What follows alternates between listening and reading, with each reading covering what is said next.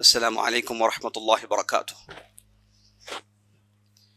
إن الحمد لله نحمده ونستعينه ونستغفره ونعوذ بالله من شرور أنفسنا ومن سيئات أعمالنا.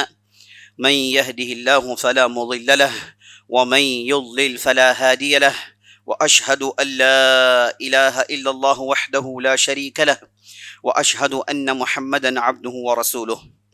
وبعد، فقال الله تبارك وتعالى: إنا أنزلناه في ليلة القدر وما أدراك ما ليلة القدر ليلة القدر خير من 1000 شهر تنزل الملائكة والروح فيها بإذن ربهم من كل أمر سلام هي حتى مطلع الفجر. صدق اللہ العظیم. تمام قسم کی تعریفیں و بڑائی و بزرگی اللہ رب العزت کے لیے ہے، جو ہمارا حقیقی مالک ہے، حقیقی خالق ہے، حقیقی مدبر ہے. لاکھوں کروڑوں درود و سلام ہو سرور کائنات، فخر موجودات احمد مجتبیٰ محمد مصطفیٰ صلی اللہ علیہ وسلم پر، جنہیں اللہ تعالیٰ نے سارے کائنات کے لیے رحمت بنا کر مبعوث کیا. میں اللہ رب العزت کی بارگاہ میں دعا کرتا ہوں کہ اللہ تعالیٰ جس طرح ہمیں اس مبارک مجلس میں، اس مبارک گھڑی میں، اس مبارک رات میں ان مبارک چہروں کے ساتھ جمع کیا ہے، اسی طرح ہمیں جنت الفردوس میں جمع کریں. اور میں اللہ سبحانہ و تعالیٰ سے دعا کرتا ہوں کہ اللہ سبحانہ و تعالیٰ رمضان کی ہماری محنتوں کو قبول فرمائے، رمضان کی ہماری عبادتوں کو قبول فرمائے، رمضان کے ہمارے روزے، ہماری نمازیں، ہمارے ذکر و اذکار، ہمارے استغفار، ہماری دعائیں، ہمارے رونے کو قبول فرمائے. اور اللہ سے دعا کرتا ہوں کہ اللہ سبحانہ و تعالیٰ جیسے ہمیں اس رات میں زندہ رکھا ہے، ویسے آنے والے راتوں میں بھی زندہ رکھے، تاکہ ہم خوب استغفار اور توبہ کریں، اور جن کے بدلے اللہ سبحانہ و تعالی ہمیں جہنم سے چھٹکارا عطا کرے. آمین یا رب العالمین. عزیز ساتھیوں، بزرگوں، ماؤں، بہنوں اور خواتین اسلام، آج کی رات آخری عشرے کی راتوں کا آغاز ہو رہا ہے. آپ صلی اللہ علیہ وسلم نے ارشاد فرمایا: تحروها فی عشر الاواخر من رمضان، وفی روایت اخرى تحروها فی وتر من اللیالی. آپ نے ارشاد فرمایا صلی اللہ علیہ وسلم کہ رمضان کے آخری عشرے میں ڈھونڈو، جستجو کرو، محنتوں کرو، تلاشو اس مبارک رات کو جسے لیلۃ القدر کہا جاتا ہے. یہ جو راتیں ہیں اتنی برکت والی ہیں، اتنی برکت والی ہیں کہ یہ کہنا کافی ہے کہ ان راتوں میں ایک رات کو اللہ نے چھپا لیا ہے جسے لیلۃ القدر کی رات کہتے ہیں. اور لیلۃ القدر کی رات کے لیے یہ کہنا کافی ہے کہ اس رات میں اللہ نے قرآن نازل کیا. لیلۃ القدر کی تعریف میں، اس کی فضیلت میں یہ کہنا بھی کافی ہے کہ اس رات کی عبادتیں 1000 مہینوں کی عبادت سے بہتر ہے. اور لیلۃ القدر کے لیے کہنا بھی کافی ہے کہ اس رات میں اللہ سبحانہ و تعالیٰ نے تقدیر اتارنے کے سلسلے کو باقی رکھا.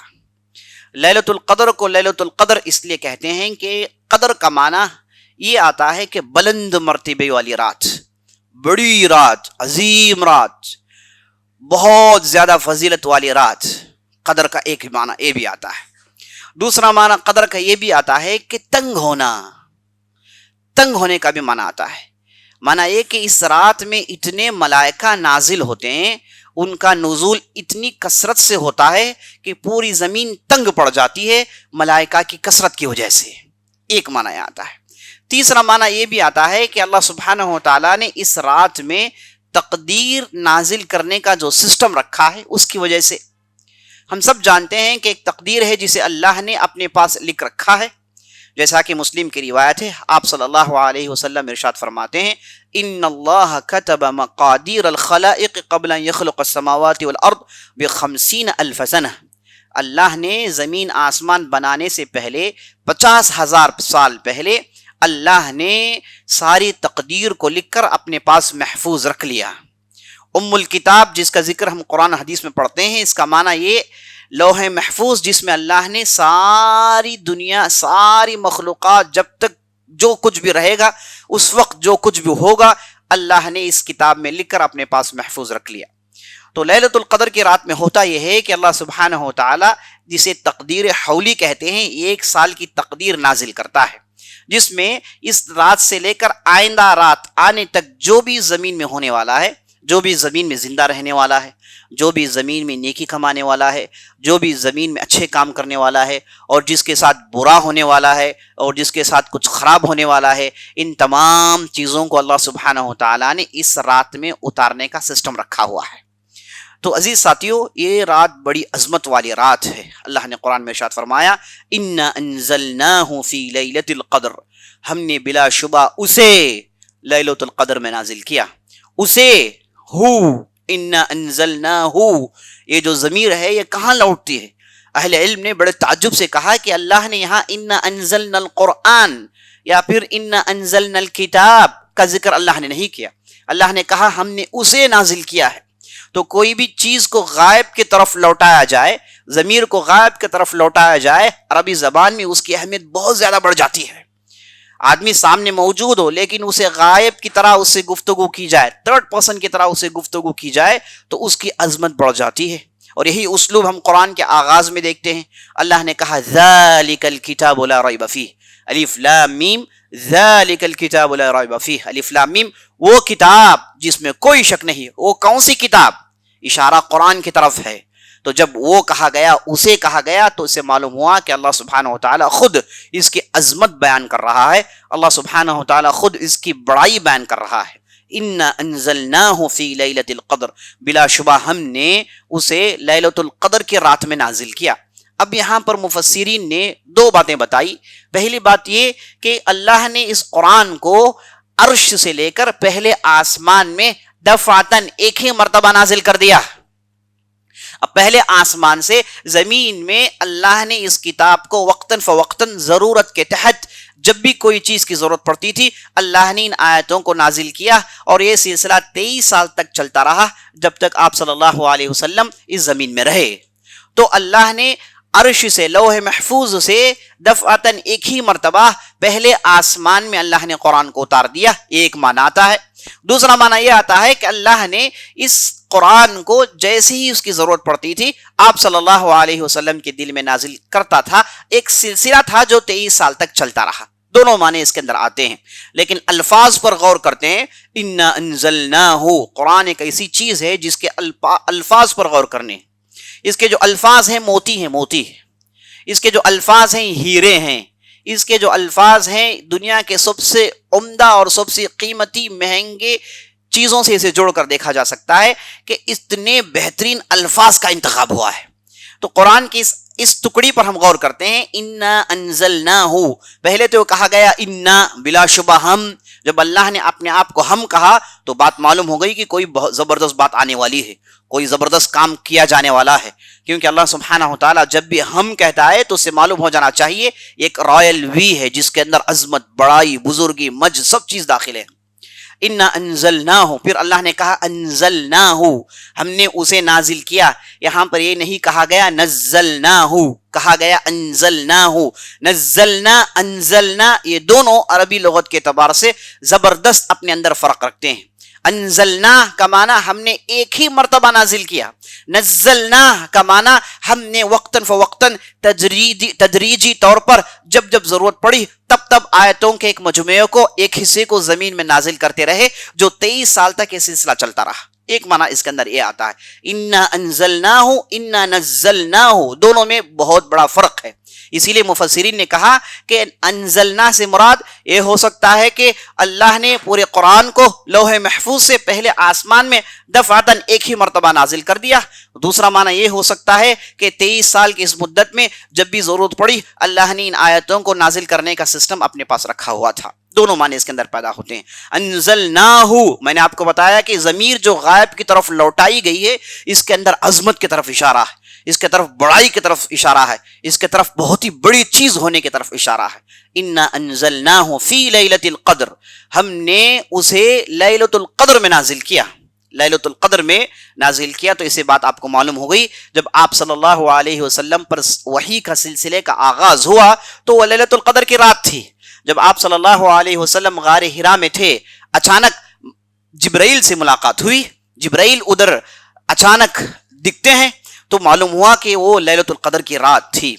तो वही का सिलसिले का आगाज लैलतुल क़द्र की रात में हुआ। एक बहुत बड़ी अजमत, इन्ना अंज़लनाहु फी लैलतुल क़द्र वमा अदराका मा लैलतुल क़द्र। ये कुरान का उस्लूब है, ये उस्लूब, ये तरीका, एक किस्म का अप्रोच है कुरान के अंदर, जिसमें वो चाहता है कि सुनने वाले गौर से सुने, सुनने वाले गौर से सुने। उसके बाद कोई बात जबरदस्त सुनाई जाने वाली है। अल कारिआ मल कारिआ वमा अदराका मल कारिआ, खटखटाने वाली, आप क्या जानते हैं खटखटाने वाली क्या है? आपको किसने इल्म दिया कि खटखटाने वाली क्या चीज है? ये कुरान का उस्लूब है। अल हाक़्क़तु मल हाक़्क़ा वमा अदराका मल हाक़्क़ा, ये अचानक धमकाने देने वाली चीज जब आएगी, आपको क्या मालूम है कि धमका देने वाली चीज क्या है? तो ये कुरान का उस्लूब है जिससे कुरान सुनने वालों की इंतबाह, उनके अटेंशन को अपने तरफ ग्रैब करता है। इन्ना अंज़लनाहु फी लैलतुल क़द्र वमा अदराका मा लैलतुल क़द्र, और आप क्या जानते हैं कि लैलतुल क़द्र क्या चीज है? लैलतुल क़द्र किस चीज का नाम है, क्या आप जानते हैं? वमा अदराका मा लैलतुल क़द्र लैलतुल क़द्र खैरुम मिन अल्फ शहर। अल्लाह ने कहा, उसके बाद जब सुनने वाले के पूरे अटेंशन को अपने तरफ अल्लाह ने ग्रैब कर लिया, तो उसके बाद उसे कहा गया लैलतुल क़द्र, लैलतुल क़द्र ऐसी रात है, ऐसी रात है।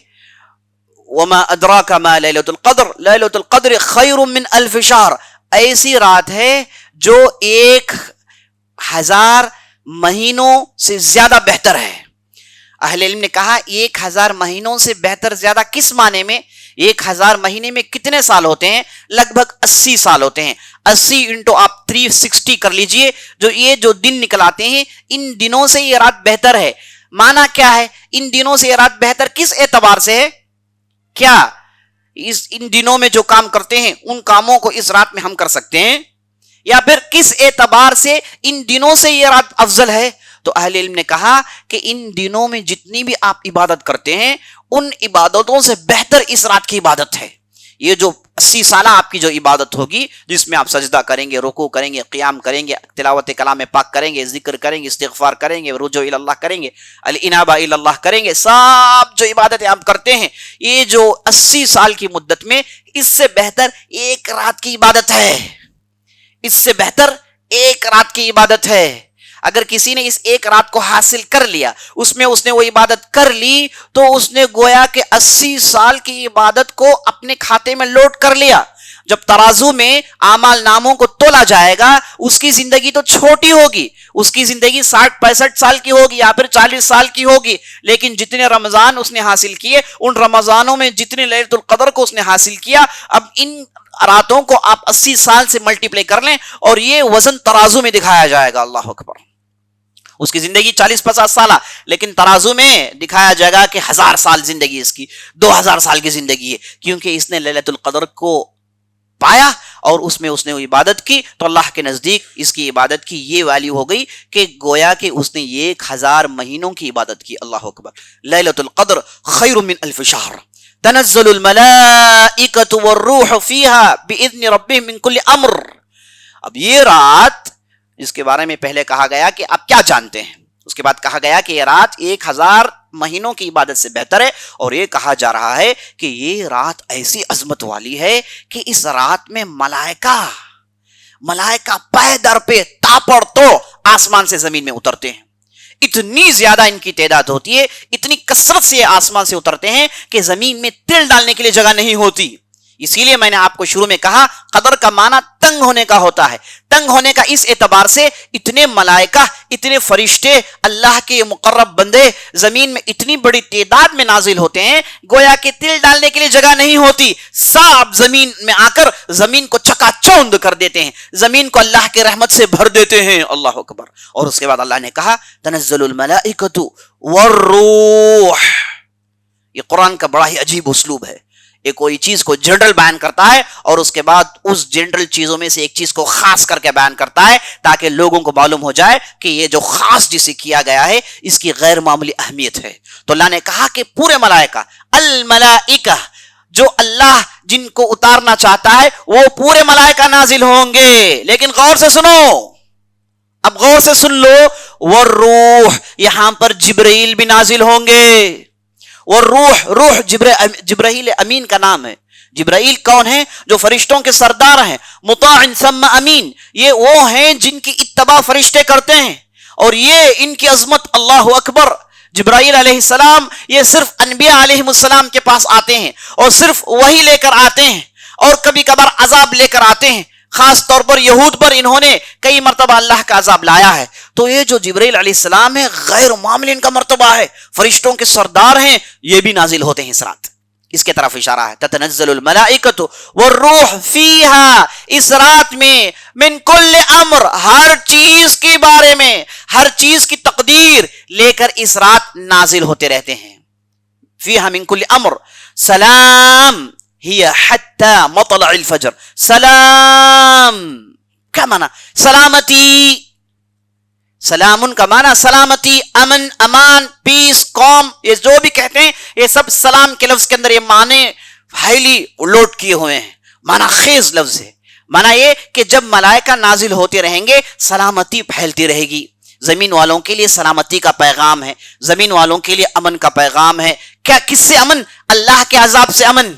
किससे बचने का पैगाम? अल्लाह की आग से बचने का पैगाम.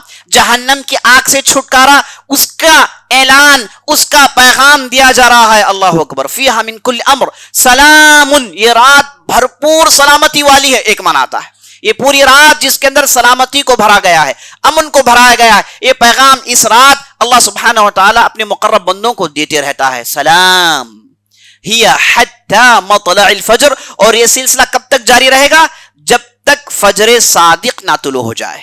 जैसे ही फजर सादिक तुलू हो जाता है तो ये बरकतें, इन तमाम चीजों को स्टॉप कर दिया जाता है. बड़े अजीब गरीब अल्फाज हैं इस सूरत की. अब इस सूरत के अंदर जो माने हैं और जो माने दिमाग में समंदर के लहरों की तरह मार रहे हैं, अब इस चीज को हम बयान करते हुए बैठेंगे तो कई वक्त निकल जाएगा. मैं सिर्फ इस तरफ इशारा करना चाहता हूं कि ये बड़ी बाबरकत वाली रात है. अगर आपने कभी सोचा है कि आपको कुछ अच्छाई करनी है तो याद रख लीजिए ऐसी रात में ही आपको करनी है. अगर आपने सोचा है कि किसी को कुछ देना है, याद रख लीजिए इस रात को बेहतरीन मुनासिब वक्त है वो काम करने के लिए. अगर आपने सोचा है कि मुझे कभी रोना है तो याद रख लीजिए इस रात से बेहतर आपको कोई रात मिलने वाली नहीं है जहां पर आप रो सकते हैं. अगर कभी आपने सोचा है कि मुझे फलां फलां गुनाहों से इस्तिग़फ़ार करना है, सीरियसली इस्तिग़फ़ार करना है, सीरियसली मुझे तौबा करना है, तो जान लीजिए कि इस रात से बेहतर वो कोई वक्त आने वाला नहीं है जिसमें आप वो काम कर सकते हैं. अगर आपने सोच रखा है कि मुझे फलां बंदे से माफ़ी मांगनी है क्योंकि मैंने उसके साथ गलती का सलूक किया है, मुझसे उसे गलती हो गई, मैंने उसे ज़्यादती की, आपने सोच रखा है कि मुझे उसे माफ़ी मांगना है, तो याद रख लीजिए ये रात सबसे बेहतर है माफ़ी मांगने के लिए.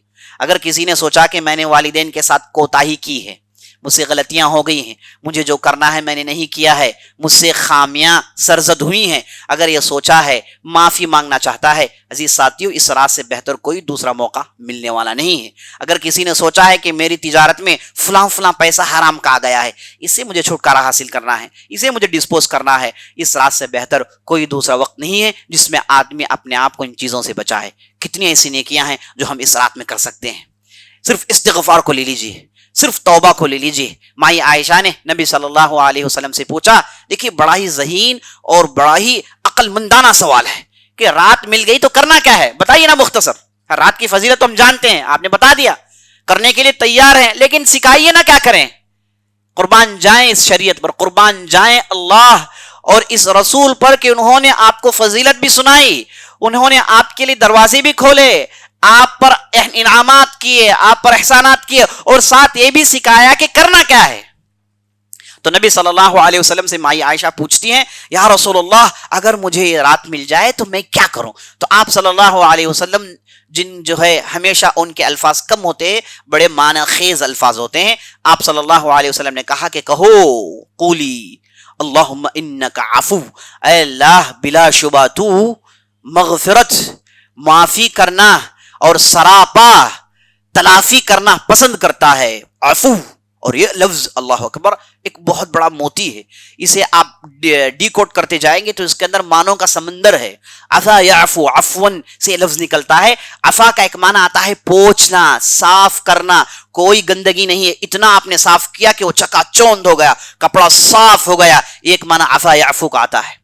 اور عفا یعفو کا معنی یہ بھی آتا ہے کہ زمین میں ڈسٹ تھا، ایک ایسی ہوا چلی جس نے پورے غبار کو اڑا کے زمین کو چٹیل اور صفائی سے بھر دیا، یہ ایک معنی آتا ہے، بڑے ہی عجیب و غریب معنی.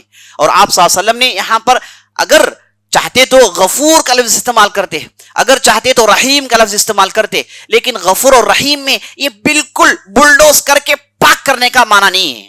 مغفرت کا معنی ڈھانکنے کا ہے. غفور وہ ہے جو گناہوں کو ڈھانکتا ہے، لیکن عفو وہ ہے جو گناہوں کو پوچھ کر پاک کرتا ہے. فرق ہے، گناہوں کو ڈھانکنا اور گناہوں کو پوچھنا دونوں میں آسمان زمین کا فرق ہے.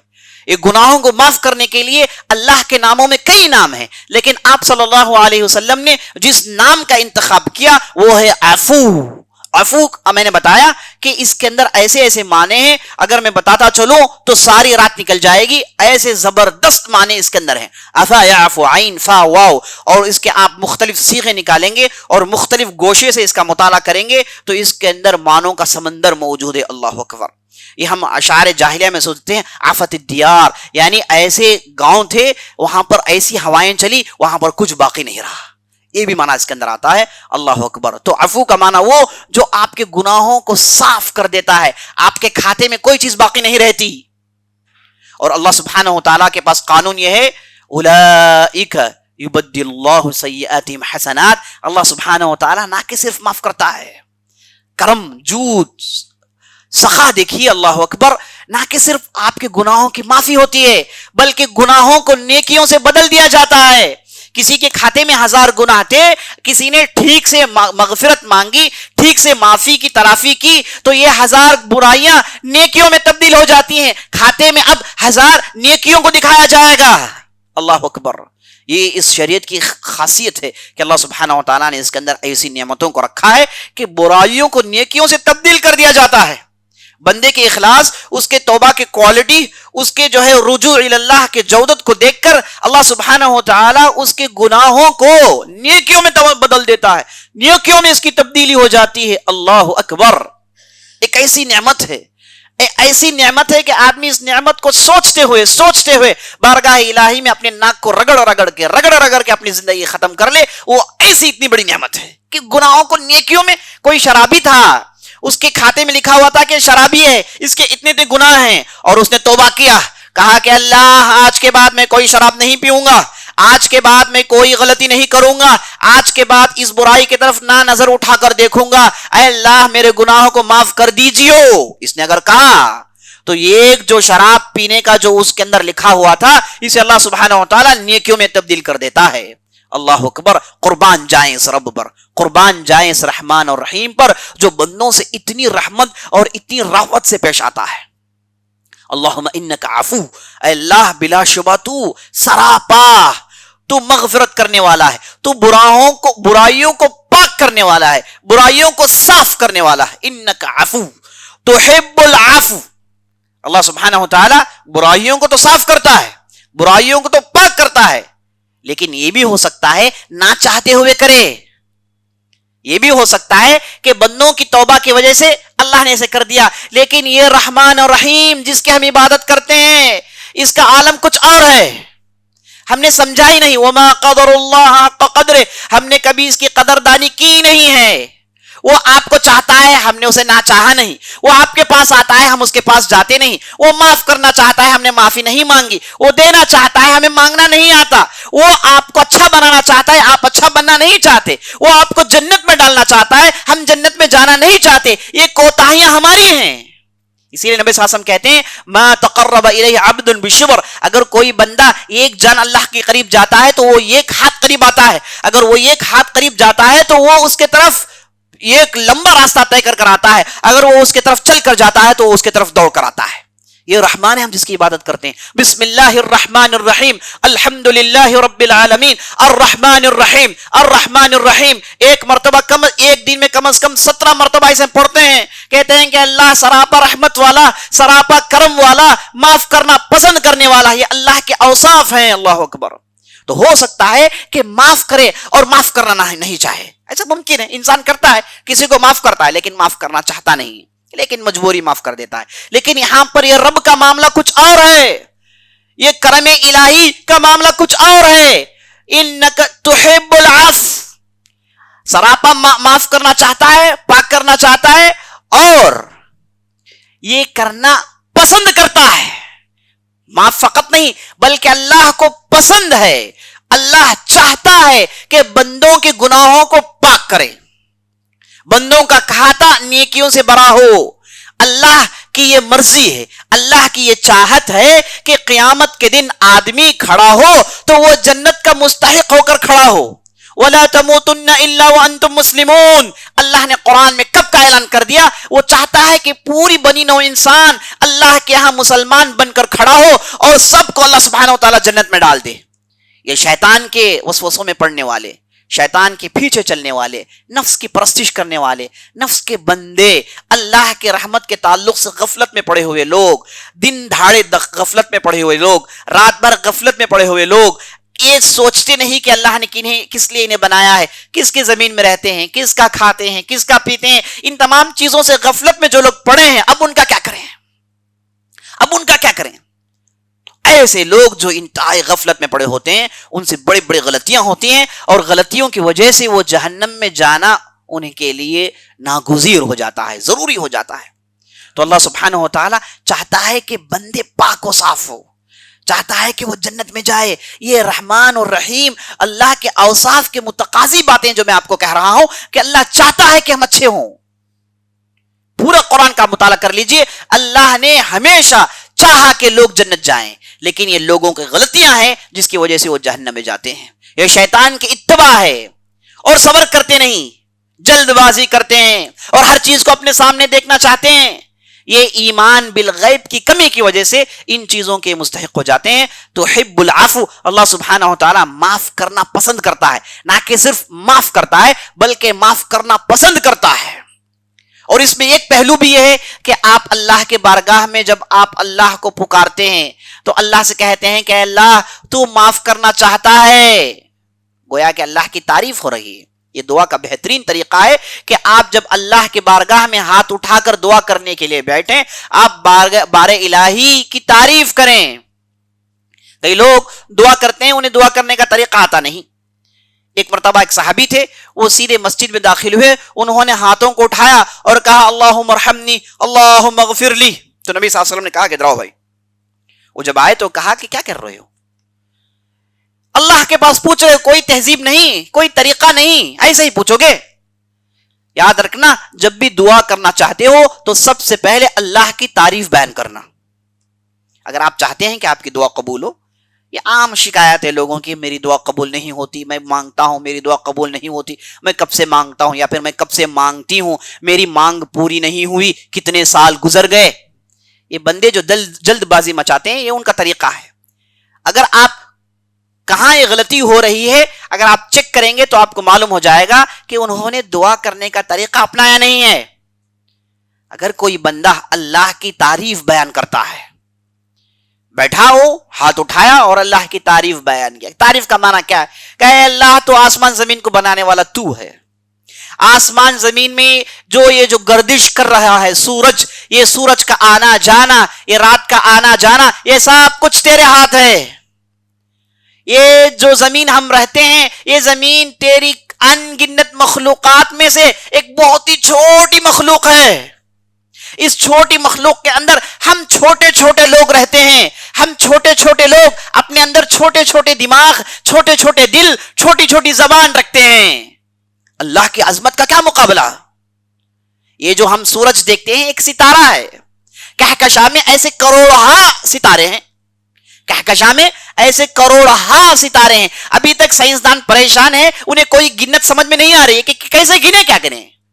یہ تو کنکریوں کی طرح ہے.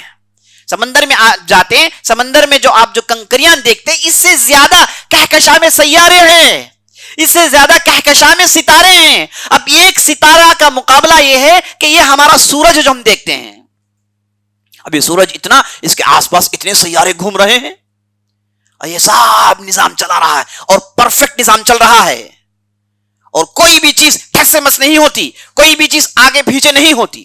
سائنسدان کہتے ہیں کہ اگر یہ جو زمین گھوم رہی ہے یہ تھوڑا رک جائے یا پھر تھوڑا آگے چلے جائے، ایسے بڑے بڑے چٹان آسمان سے گرتے ہیں جو 5-5 کلومیٹر کے ہوتے ہیں. اس میں سے بعض پاؤ دنیا کے سائز کے ہوتے ہیں، وہ اگر زمین سے ٹکرائے کوئی زندگی باقی نہیں رہے گی، اگر تھوڑا آگے اور تھوڑا پیچھے ہو جائے تو بڑے تعجب سے نوٹ کرتے رہتے ہیں، آسمان کو دیکھتے رہتے ہیں کہ اتنا بڑا پتھر کیسے ہم سے آگے نکل گیا، کیسے ہم سے پیچھے نکل گیا، ان دونوں کے درمیان ہم کیسے نکل گئے، انہیں سمجھ میں نہیں آتا۔ اگر انہیں معلوم ہو کہ یہ خالق کائنات کی کردہ ہے تو وہ ضرور بھی ضرور اللہ پر ایمان لا لیں گے۔ تو عزیز ساتھیوں، یہ جو عظیم جو چیز چل رہی ہے، اس کے اندر ہم جو انسان رہتے ہیں، ہمارے ساتھ یہ کرم کا معاملہ کہ ہمارے لیے اللہ نے کتاب بھیجی، ہمارے لیے مغفرت کے راستے بنائے، اللہ اکبر۔ تو عزیز ساتھیوں، اس مبارک رات میں ہمیں کرنا کیا ہے؟ یہ مبارک دعا پڑھنی ہے، تحب العفو فاعف عنا، اللہ کی آپ پہلے تعریف کریے، اللہ کی بڑائی بیان کریے، کہے کہ اللہ تو نے آسمان زمین کو بنایا، تو نے ان سیاروں کو بنایا، اے اللہ تو ہر چیز پر قادر ہے، انک علی کل شیء قدیر، تو ہر چیز کر سکتا ہے، میرے معاملے تیرے سامنے کیا ہیں؟ الیس اللہ بکاف عبدہ، اللہ قرآن میں کہتا ہے بندوں کی ضرورت کو پوری کرنے کے لیے اللہ کافی نہیں ہے۔ کیسا سوال ہے دیکھیے، یعنی تم لوگ کیا ہو، تمہاری اہمیت کیا ہے، اور تم لوگ سوچتے ہو کہ تمہارے مسائل کوئی حل نہیں کر سکتا، تم لوگ یہ سوچتے ہو کہ یہ ایسا مسئلہ ہے کوئی حل نہیں کر سکتا، یہ ایسا معاملہ ہے جو امپاسبل ہے، اس کے لیے پورے دروازے بند ہے، کہاں ہو، کہاں کھوئے ہوئے ہو؟ کبھی سوچا کہ آسمان کس نے کھڑا کیا، یا آسمان بغیر ستون کے کھڑا ہوا ہے؟ کبھی سوچا اس تعلق سے؟ یہ جو زمین جسے اللہ نے بنایا ہے، اس کے اندر ایسی ایسی مخلوقات کوئی گن نہیں سکتا، ان تمام چیزوں پر قادر، آپ کے مسائل کو حل نہیں کر سکتا۔ اسی لیے نبی صلی اللہ علیہ وسلم نے کہا کہ اگر آپ اللہ سے مانگے تو پورے وثوق کے ساتھ مانگے، یہ نہیں کہ اللہ تو کر سکتا ہے، یہ تو نہیں کر سکتا ہے، تو چاہے تو دے، تو چاہے تو نہ دے، یہ نہیں، مانگنا ہے، اے اللہ تو دے، تو دینے پر قادر ہے، اگر تو نہیں دے گا تو کو دے گا کون؟ تو پہلے اللہ کی تعریف بڑائی بیان کریں، اور آپ کی کمزوری کا اعتراف کریں کہ اللہ بلا شبہ میں گنہگار ہوں، مجھ سے گناہ ہوئے ہیں، اپنی غلطیوں کا اعتراف کریں، اور اللہ کو یہ اعتراف بہت پسند ہے۔ نوح علیہ السلام مچھلی کے پیٹ میں چلے گئے اور 40 دن تک اندر ہیں، پکارا، سب کچھ کیا، لیکن جب کہا لا الہ الا انت سبحانک انی کنت من الظالمین، اے اللہ تیرے علاوہ کوئی معبود برحق نہیں، اے بلا شبہ یہ میری غلطی ہے، میری غلطی ہے کہ میں نے قوم کو چھوڑا بغیر تیری اجازت کے۔ جیسے ہی انہوں نے اعتراف کیا، حکم ہوا، مچھلی نے چھن دیا باہر، مچھلی کے پیٹ سے 40 دن کے بعد باہر نکلتے ہیں، اور جیسے ہی باہر گرتے ہیں تو اللہ نے وہاں پر ان کے لیے میووں کا انتظام کیا ہوا تھا، نکلتے ہیں، کھاتے ہیں، اور اس کے بعد قوم کی طرف چل جاتے ہیں، جا کے دیکھتے ہیں کہ پوری قوم مسلمان ہو گئی ہے، پوری قوم مسلمان ہو گئی ہے۔ تو جب آدمی اعتراف کرتا ہے اللہ پسند کرتا ہے۔ بعض لوگ ہوتے ہیں دعا میں بھی جھوٹ بولتے ہیں، ہے نا، دعا میں کہتے ہیں میں ایسا نہیں، میں ویسا، میں یہ، مانی آپ بولی کہ میں غلطی کیا ہوں، یہ مجھ سے غلطی ہوئی ہے، اب جیسے آپ مان گئے اس کے بعد آپ کا مسئلہ حل۔ آپ نہیں مانتے، وہاں پر بھی آپ جسٹیفائی کریں گے، جیسے لوگوں کے سامنے کرتے ہیں، لوگوں کے سامنے اپنی غلطیوں کو جسٹیفائی کرتے رہتے ہیں کہ میں نے ایسا نہیں کیا، میں ویسا نہیں ہوں، میں ویسا ہوں۔ آپ اللہ کے سامنے کریں گے، یاد رکھ لیجئے کوئی معافی نہیں ہوگی، کیونکہ وہ آپ کے دلوں کے بھیدوں کو جانتا ہے۔ یعلم خائنۃ الاعین وما تخفی الصدور، آنکھوں کی خیانت کو جانتا ہے، اور سینوں میں جو بھید چھپا ہوا ہے اسے جانتا ہے۔ تم آپ گفتگو کر رہے ہو اس سے جو تمہارے دل کے بھید کو جانتا ہے، وہ صرف تمہیں آزمانا چاہتا ہے۔ کیا تمہیں وہ بادشاہ نہیں بنا سکتا؟ بادشاہ اس ارتھ کا نہیں، مارس، جوپیٹر، سب کا ملا کے بنا سکتا ہے نہیں؟ لیکن آپ کو بندہ بنایا ہے، آپ کو ایک رول دیا ہے، آپ چاہتا ہے کہ آپ اس رول کو کیسے کر رہے ہو، اس رول میں تم نے کیا کیا کوشش کی، اور تمہارے کیا کیا ریزلٹس ہیں۔ اللہ ریزلٹس نہیں دیکھتا، اللہ تمہاری محنت کو دیکھتا ہے، تم نے کیسے محنت کی، یہی چیز چاہیے۔ اسی لیے کئی انبیاء آئیں گے، ان کے پیچھے کوئی نہیں ہوگا، اکیلے آئیں گے، انہیں بھی اللہ جنت دے گا، ان کے لیے بھی اعزاز ہے، ان کے لیے بھی احترام ہے، پیچھے کوئی نہیں ہے، انہوں نے محنت کی، قبول نہیں کیا، یہ الگ بات ہے۔ تو محنت ہم کو کرنی ہے، ہم کو گڑ گڑانا ہے، ہمیں اللہ کے سامنے اپنی غلطیوں کا اقرار کرنا ہے۔ تو جب آدمی اعتراف کرتا ہے، اللہ سبحانہ و تعالیٰ اسے معاف کرنے کے لیے تیار ہو جاتا ہے۔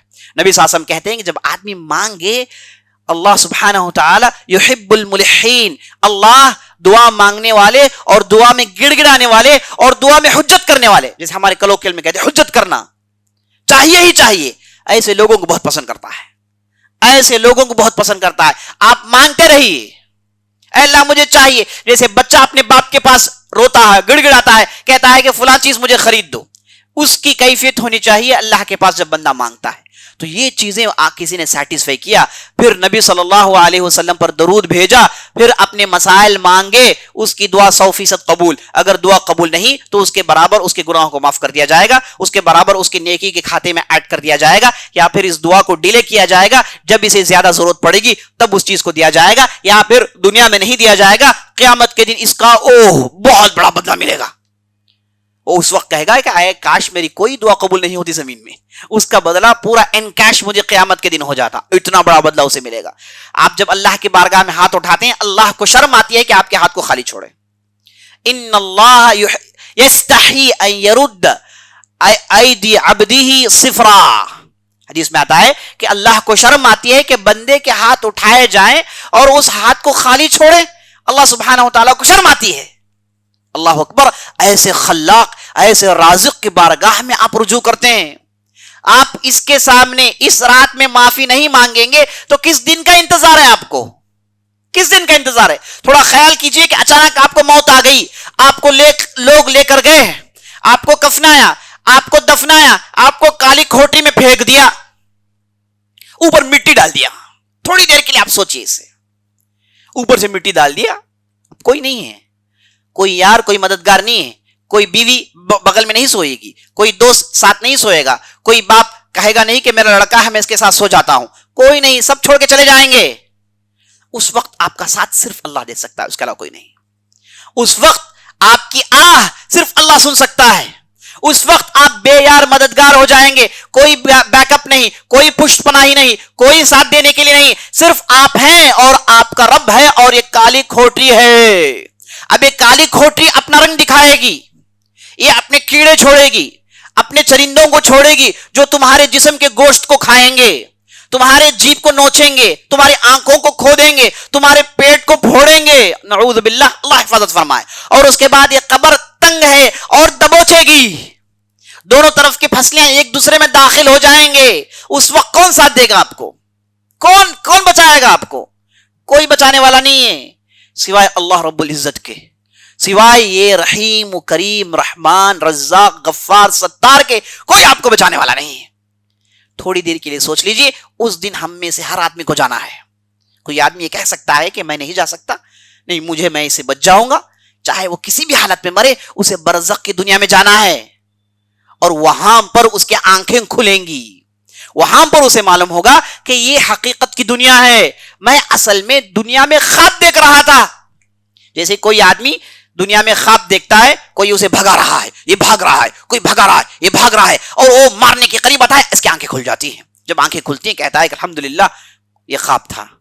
جب آنکھیں کھلتی ہیں وہ دنیا کی زندگی میں آتا ہے، کہتا ہے کہ الحمدللہ۔ جب وہ مرے گا حقیقت کی دنیا میں آنکھیں کھلے گی، اور دنیا اس وقت اسے کیا نظر آئے گی کہ میں تو دنیا میں ایک پہر کے لیے تھا، دنیا میں میری زندگی 4 گھنٹے 5 گھنٹے کی تھی، میں نے کیا غلطی کر ڈالی، میں نے اس مدت کو کیوں استعمال نہیں کیا، اس مدت کو میں نے کار خیر میں کیوں استعمال نہیں کیا۔ چیخے گا، چلائے گا۔ یاد رکھ لیجئے کوئی واپسی نہیں ہے، ایک مرتبہ آدمی دنیا سے چلے جائے واپس نہیں آ سکتا۔ یہ قانون ESG ہے، قانون خداوندی ہے کہ واپس کبھی نہیں بھیجتا زمین میں، چاہے وہ نبی ہو کہ رسول ہو، ایک مرتبہ دنیا سے رخصت ہو گئے واپس کبھی ہونا ممکن نہیں ہے۔ تو تھوڑی دیر کے لیے سوچ لیجئے کہ اس کالی کھوٹی میں ہم کو جانا ہے۔ اب وہاں پر سوال جواب کا سلسلہ شروع ہوگا، وہاں پر پوچھا جائے گا کہ بھائی یہ جو تمہیں اللہ نے طاقت دی ہے، تمہیں اللہ نے مضبوط جسم دیا ہے، اللہ نے آنکھیں دی ہے، اللہ نے زبان دی ہے، اللہ نے تمہارے جسم کو مضبوط کیا ہے، تم نے ان نعمتوں کا کیا کیا؟ کیسی نیکی کمائی تم نے؟ غلطیاں کی؟ نہیں، نیکیاں کی۔ پوچھا جائے گا، تمہارے ایمان کے تعلق سے پوچھا جائے گا، تمہارے دین کے تعلق سے پوچھا جائے گا۔ جوابات صرف اس آدمی کو بن پڑیں گے جس نے زمین میں اپنی زندگی کا صحیح استعمال کیا۔ یہ کوئی عام سوال جواب نہیں ہے کہ آپ کو آنسر پہلے سے بتا دیا جائے اور آپ ادھر پہنچے آنسر سنا دیں۔ ہولناک منظر ہوگا۔ کبھی کسی کو مرتے ہوئے دیکھا ہے؟ موت اسے کیسے آتی ہے آپ نے کبھی دیکھا ہے؟ جسم سے کیسے روح نکلتی ہے کیا آپ نے دیکھا ہے؟ بڑا ہی بھیانک منظر ہوتا ہے۔ یہ روح جسم کو آسانی سے چھوڑ کر نہیں جاتی۔ تمام دردوں کی ماں ہے موت، تمام دردوں کی ماں ہے موت۔ موت سے بڑھ کر کوئی درد نہیں، موت سے بڑھ کر کوئی مصیبت نہیں۔ انسان جو اپنی زندگی میں سب سے بڑا مسئلہ جھیلتا ہے، سب سے بڑی مصیبت جو دیکھتا ہے وہ ہے موت. اس موقع پر کوئی دنیاوی طاقت آپ کی مدد نہیں کر سکتی. آپ اس لمحے کو سوچ لیجئے، اس گھڑی کو سوچ لیجئے اور اپنی تیاری کیجئے. اس گھڑی کے لیے تیاری کرنی ہے. لِمِثْلِ هَذَا فَلْيَتَنَافَسِ الْمُتَنَافِسُونَ. اللہ کہتا ہے کہ اس گھڑی کے لیے آپ کو تیاری کرنی ہے. ہم نے آپ کو زندگی دی ہے تاکہ آپ اس گھڑی کو سوچ کر اس کی تیاری کریں. محمد رسول اللہ صلی اللہ علیہ وسلم کی حالت یہ ہے کہ موت کے قریب کئی بکٹ پانی آپ کے اوپر سے ڈالا جاتا ہے، جسم گرمی سے تپ رہا ہے، سر پھٹ رہا ہے. یہ محمد رسول اللہ صلی اللہ علیہ وسلم جن کے اگلے پچھلے پورے گناہ معاف، جن کا بڑا مرتبہ ہے، سید الانبیاء ہے، جنت کے بہت بڑے سردار ہوں گے، ان کا معاملہ دنیا میں یہ کہ جسم گرمی سے تپ رہا ہے اور زبان میں اللہ کے طرف رجوع کی بات ہے، انتہائی تکلیف جھیل رہے ہیں. ہم اور آپ کس کھیت کی مولی ہیں؟ ہم اور آپ اس موقع پر کریں گے کیا تیاری ہم نے کی رکھی ہے؟ کیا ہم نے اس تعلق سے سوچنا چھوڑ دیا ہے؟ کیا ہم نے سوچ لیا کہ ایک دن ہم کو نہیں آئے گا؟ کیا ہم نے یہ سوچا ہے کہ ایک بڑھاپے میں یہ چیز آئے گی اور اس کے لیے اور دن باقی ہیں، میری عمر جب 60-65 کی ہو جائے گی اس وقت یہ لمحہ میرے زندگی میں آئے گا؟ یہ کیسی غفلت ہے، یہ کیسا دھوکہ ہے جو ہم اپنے آپ کو دے رہے ہیں. کیا ہمارے سامنے نوجوان مرتے ہوئے ہم نے نہیں دیکھا؟ ایسا ہٹا کٹا نوجوان کھڑا ہوا ہے، چند لمحوں کے بعد میت بن کے گر پڑا ہے. کتنے ایسے واقعات ہم دیکھتے ہیں، روزمرہ ہم دیکھتے رہتے ہیں. اور تاریخ بلکہ پوری دنیا کا اسٹیٹسٹکس یہ بتاتا ہے مرنے والے زیادہ نوجوان ہوتے ہیں، بوڑھے کم مرتے ہیں، نوجوان زیادہ مرتے ہیں. تو موت کبھی بھی کسی بھی وقت آ سکتی ہے. اس کے لیے ہم نے کیا تیاری کی؟ اس رات سے بہتر اس دن کے لیے تیاری کرنے کے لیے کون سا موقع ہو سکتا ہے آپ کے لیے؟ عزیز ساتھیوں، وہ لمحوں کو سوچنا چاہیے، اس کے لیے ہم اپنے آپ کو تیار کرنا چاہیے، اور اس کے بعد قیامت کے دن آپ کو کھڑا ہونا ہے، اللہ رب العزت کے سامنے آپ کو کھڑا ہونا ہے، اور اللہ سبحانہ و تعالی آپ سے پرسنل گفتگو کرے گا. اللہ اکبر. یہاں تک روایت میں آتا ہے کہ اللہ سبحانہ و تعالی آپ کے کھاندوں میں ہاتھ رکھے گا اور آپ سے گفتگو کرے گا، اور آپ سے پوچھا جائے گا کہ آپ نے زمین میں کیا کیا. لا تزول قدم عبد. قیامت کے دن انسانوں کے پیر ایک جگہ سے دوسری جگہ کے لیے ہلیں گے نہیں جب تک کہ وہ سوالات کے جوابات نہ دے دیں. اس کی نوجوانی اس نے کہاں صرف کی، اس کی دولت کو اس نے کیسے کمایا اور کہاں خرچ کیا، جو عمر دی گئی تھی اس عمر کو اس نے کیسے صرف کیا، یہ چیزوں کے سوالات ہوں گے. اس کے بغیر قدم ہلنے والے نہیں ہیں. اور قیامت کی ہولناکی، اللہ اکبر، قیامت کے ہولناک اللہ خود کہتا ہے ان زلزلۃ الساعۃ شیء عظیم. بلا شبہ قیامت کے وقت جو زلزلے اور جو ہولناکیاں آئیں گی وہ بہت بڑی چیز ہے، بہت بڑی چیز ہے. ان ہولناکیوں میں فردن سب سے گفتگو ہوگی اور سب سے پوچھ تاچھ ہوگی. آپ کے اعمال نامے آپ کے سامنے ہوں گے، جو بھی آپ کو زندگی دی گئی پورا ریکارڈ سامنے ہوگا. لا یغادر صغیرۃ ولا کبیرہ ما لهذا الكتاب لا یغادر صغیرۃ ولا کبیرہ. انسان چیخ کر کہے گا کہ یہ کیسی کتاب ہے، اس نے نہ چھوٹی چیزوں کو چھوڑا ہے، اس نے نہ بڑی چیزوں کو چھوڑا ہے، پوری کی پوری تفصیل اس کے اندر موجود ہے. چیخ کر کہے گا، بلبلائے گا. اس موقع پر بڑوں کے چھکے چھوٹ گئے ہوں گے. بڑے بڑے انبیاء، ابراہیم علیہ السلام، نوح علیہ السلام، بڑے بڑے انبیاء کھڑے ہوں گے. جب ان کے سامنے جہنم کو لایا جائے گا تو سب بیک زبان کہیں گے کہ اللہم سلم سلم، اللہم سلم سلم. جب جہنم کو کھینچ کر لایا جائے گا، جہنم کو اللہ نے اس لیے بنایا کہ وہ خود اپنے آپ کو کھاتی ہے، اور بڑی ہولناک بدترین جی ہے. ساعت مصیرہ. اللہ نے جب بھی جہنم کا ذکر کیا کہا کہ بڑا برا ٹھکانہ ہے، بڑی بدترین جگہ ہے. مختلف نام اللہ نے دیے، کبھی سعیر کہا، کبھی حمیم کہا، کبھی نار کہا. مختلف نام اللہ نے قرآن کے اندر دیے تاکہ پڑھنے والوں کو معلوم ہو جائے کہ یہ غیر معمولی بلا ہے، غیر معمولی مصیبت ہے. اس کے اندر آدمی جاتا ہے اللہ المستعان، وہ درد و علم، وہ کرب تصور نہیں کر سکتا. جہنم کو کھینچ کر لایا جائے گا، اس کے 70,000 لگام ہوں گے، اور ہر لگام کو 70,000 فرشتے تھامے ہوئے ہوں گے، اور اسے کھینچ کر لایا جائے گا. اور جیسے ہی اس منظر کو دیکھیں گے بڑے بڑے انبیاء، بڑے بڑے صلحاء، بڑے بڑے اولیاء، جیسے ہی اس منظر کو دیکھیں گے سب مل کر کہیں گے کہ اللہم سلم سلم. آج مجھے میری پڑی ہوئی ہے، بس آج کسی دوسری کی ذمہ داری میں نہیں لیتا. میری امت ہے صحیح بات ہے، لیکن کسی کی ذمہ داری آج میں لے ہی نہیں سکتا. یہ اللہ کا غضب ہے. نوح علیہ السلام، عیسیٰ علیہ السلام، موسیٰ علیہ السلام، سب کو ہم کہتے ہوئے سنیں گے کہ اللہ آج اتنا غصے میں ہے جو اس سے پہلے کبھی نہیں تھا، اس کے بعد کبھی ایسے نہیں ہوگا، اللہ کا غضب ہوگا اور جہنم کو پیش کیا جائے گا، اور جہنم سے اللہ نے پہلے وعدہ کیا ہوا ہے لَأَمْلَأَنَّ جہنم، ہم تیری پیٹ کو بھریں گے. یہ اللہ نے جہنم کو جب بنایا، جہنم سے اللہ نے وعدہ کیا، تو جیسے ہی جہنم کو لایا جائے گا، جہنم کے مستحقین کو اٹھا اٹھا کر پھینکا جائے گا. جو لوگ دنیا میں سمجھتے تھے کہ ہم نے دنیا میں اپنی طاقت سے کام بنا لیا اور قیامت کے دن بھی ہم اسی روب و دبدبے سے کام بنا لیں گے، ان کو ہم دیکھیں گے کہ جہنم میں اڑتے ہوئے، گرتے ہوئے، اور جہنم میں پھینکا جائے گا. آدمی کو اوندا کر کے پھینکا جائے گا، سر اس کا نیچا ہوگا، پیر اس کے اوپر ہوں گے، اور جہنم میں جھونکا جائے گا. وَأُمُّهُ هَاوِيَةٌ، اللہ قرآن میں کہتا ہے کہ اس کا جو سر ہوگا وہ نیچے ہوگا اور پیر اوپر ہوں گے، اور سیدھے جہنم میں سے پھینکا جائے گا. اور جہنم لوگوں کو کھائے گی اور جتنے بھی ڈالے جائیں گے سب کو کھا جائے گی. اور اس کے بعد اللہ سے کہے گی هَلْ مِن مزید، اور ہے اے اللہ تیرا وعدہ تھا کہ تو میرے پیٹ کو بھرے گا. جب تمام جہنمیوں کو جہنم کھا لے گی، جب وہ چیخ چیخ کر جہنم کہے گی حل من مزید، اور کچھ ہے، تو اس وقت اللہ سبحانہ وتعالی اپنے قدم مبارک رکھیں گے اور جہنم کہیں گی قطن قط قطن قط، اب میں بھر گئی. تو اللہ سبحانہ وتعالی جہنم کی مانگ کو پورا کرے گا. اس کی طرف اشارہ یہ ہے کہ جہنم میں لوگ جائیں گے، جہنم میں لوگ بڑی تعداد میں جائیں گے. عمر بن خطاب کہتے ہیں کہ تقوی وہ ہے کہ آدمی، اسے کہا گیا کہ سب جہنم میں جائیں گے اور تم ایک بچ جاؤ گے، ایک بچ جائے گا تو سمجھو کہ وہ میں ہوں. یہ سوچ ہونی چاہیے. اگر یہ کہا گیا کہ سب جنت میں جائیں گے اور ایک جہنم میں جائے گا تو سمجھے کہ وہ ایک میں ہوں. یہ ایمان ہے. ایسا ایمان ہونا چاہیے، نہ کہ مکمل امن میں آئے، نہ کہ مکمل ڈر میں آئے. تو جی ساتھیو، اس دن کا تصور ہم اور آپ کے دل میں ہونا چاہیے. موت کی یاد، آخرت کی یاد، یہ دو یادیں ہیں جنہیں ہمیشہ یاد رکھنا ہے. اس سے کوئی بچ نہیں سکتا. اس دن صرف آپ کے اعمال، آپ کی نیکیوں کے علاوہ کوئی چیز آپ کو بچانے والی نہیں ہے. آپ نے جو زندگی میں دولت کمائی، دوڑ دوڑ کے، ہوشیاری کے ساتھ، ذہن کے ساتھ، کوششوں کے ساتھ، جو بھی آپ نے دولت کمائی، کچھ بھی ساتھ آنے والی نہیں ہے. اگر آپ نے زمین میں اس دولت کا حق ادا کیا، خیرات میں استعمال کیا، اچھائی میں استعمال کیا، وہ نیکیاں کام آئے گی. یہ بذات خود یہ دولت، یہ سکے نوٹ کام آنے والے نہیں ہیں. تو اس رات، مبارک رات، ہم اور آپ کو اس کی تیاری کرنی ہے. یہ مبارک رات اللہ نے ہمارے درمیان لایا ہے، اور یہ آنے والی راتیں جو انتہائی برکت والی راتیں ہیں. اس رات میں نبی صلی اللہ علیہ وسلم نے کہا کہ فیہ لیلۃ، اس رات میں، رمضان کے مہینے میں ایک ایسی رات ہے جس میں اللہ سبحانہ وتعالی جہنم سے گردنوں کو رہا کرے گا. ہر رات جہنم سے اللہ سبحانہ وتعالی گردنوں کو رہا کرتا ہے. اللہ سے دعا کریے کہ ہمارے گردنوں کو اللہ سبحانہ وتعالی جہنم سے رہا کریں.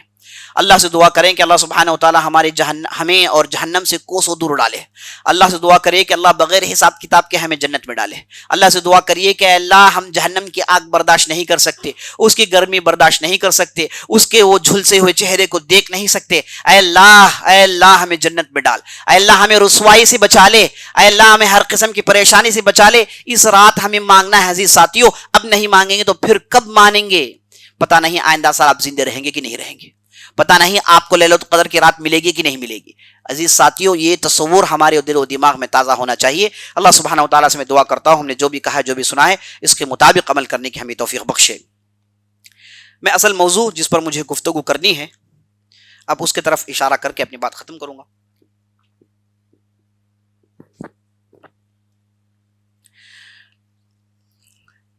مجھے آج جس ہستی کے تعلق سے گفتگو کرنی ہے، یہ ایک ایسے زبردست امام ہیں. میں نے ان کا انتخاب آج کی اس مناسبت سے کیا، اس رات کے مناسبت سے کیا کہ اللہ نے ایسے لوگوں کو بہت ہی کم پیدا کیا ہے. ایسے امام ہیں جنہیں لوگوں نے امام کہا، اور لوگوں نے انہیں شیخ الاسلام کہا، لوگوں نے انہیں قدوۃ الزاہدین کہا، لوگوں نے انہیں امیر الاتقیاء کہا. امام ہے علم کے اعتبار سے، اور شیخ الاسلام ہے علم کے اعتبار سے. ہر عمل میں آگے تھے. ان کا ایک عمل جس کے ذریعے سے میں اپنی بات کا آغاز کرتا ہوں. ہارون رشید کا زمانہ ہے، رومیوں سے لڑائیاں ہیں، بھیانک لڑائی چل رہی ہے. اس موقع پر ہوتا یہ ہے کہ ایک طرف مسلمان اپنی صف لگا کے کھڑے ہوئے ہیں اور ایک طرف رومی اپنی صف لگا کے کھڑے ہوئے ہیں. اب لڑائی کا آغاز ہونا تھا. رومیوں کے صف سے ایک زبردست تندخو کبیر الجثہ، بڑا مضبوط ایک انسان نکلتا ہے، وہ تلوار نکال کر مسلمانوں سے کہتا ہے کوئی آدمی جو مجھ سے مقابلہ کر سکے، جسے مبارزت کہتے ہیں، وہ اس زمانے میں لڑائی میں ہوا کرتا تھا۔ تو مسلمانوں کے صفوں سے کوئی نہیں نکلتا۔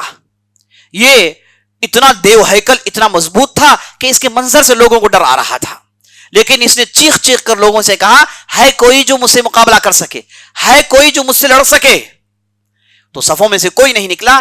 لوگ دیکھتے ہیں کہ صفوں میں، مسلمانوں کے صفوں میں ایک آدمی جو اپنے چہرے میں ڈھاٹا باندھا ہوا ہے، چہرے کو چھپایا ہوا ہے، وہ صفوں کو چیرتا ہوا بڑی تیزی سے صفوں کے باہر نکلتا ہے اور اس ظالم پر ٹوٹ پڑتا ہے اور 2 وار کرتا ہے۔ یہ دیو ہیکل مضبوط جسم کٹ کے نیچے گر جاتا ہے۔ اس کے بعد جیسے ہی ایک رومی کٹتا ہوا دیکھا گیا تو دوسرا اس مسلمان کے مقابلے میں نکل آتا ہے اور اسے بھی ایک ہی وار میں اس کے تن کو سر سے جدا کر دیتا ہے۔ اور جیسے ہی دونوں کو مارا گیا تو مسلمانوں کے صفوں میں اتنا جوش آیا کہ رومیوں پر ٹوٹ پڑتے ہیں۔ ایسی لڑائی ہوتی ہے، اللہ سبحانہ وتعالی اس لڑائی میں مسلمانوں کو جیت دیتا ہے۔ اب اس لڑائی کے بعد، اس لڑائی میں یہ جو صاحب اپنا چہرہ جو چھپائے ہوئے تھے، ایسی لڑائی لڑتے ہیں کہ تمام لوگوں کی نظریں ان پر ہو جاتی ہیں۔ جب لڑائی ختم ہوئی تو لوگ جا کے روکتے ہیں، کہتے ہیں کہ لڑائی ختم ہو گئی، آپ کون ہیں، آپ بتائیں۔ تو وہ صاحب دوڑتے ہیں، یہ کہ کوئی نہ انہیں پہچان پائے، دوڑتے ہیں۔ اتنے میں ایک صاحب سامنے سے آتے ہیں، انہیں روک کر ان کے چہرے سے ان کے ڈھاٹے کو اتار دیتے ہیں، ان کے چہرے سے ان کے نقاب کو اتار دیتے ہیں۔ جیسے ہی ان کے چہرے سے نقاب کو اتارا گیا، انہیں اتنا غصہ آتا ہے، وہ کہتے ہیں کہ تم لوگوں نے میرے ساتھ بدترین سلوک کیا ہے، ایسا میں نہیں کرنا چاہتا تھا، تم لوگوں نے مجھے مجبور کیا۔ غصے کا اظہار کرتے ہیں۔ اور جب لوگوں نے ان کے چہرے کو دیکھا، سبوں نے مل کر اللہ اکبر کہا کہ آپ اور یہ داد شجاعت، آپ اور ایسی لڑائی۔ تو تب لوگوں کو معلوم ہوا یہ بہت بڑے امام جن کا نام عبداللہ بن مبارک تھا۔ عبداللہ بن مبارک ایسی ہستی، ایسے محدث، ایسے شیخ الاسلام، ایسے عالم ہیں جو جہاد کے میدان میں ان کا ایک کنٹریبیوشن ہے۔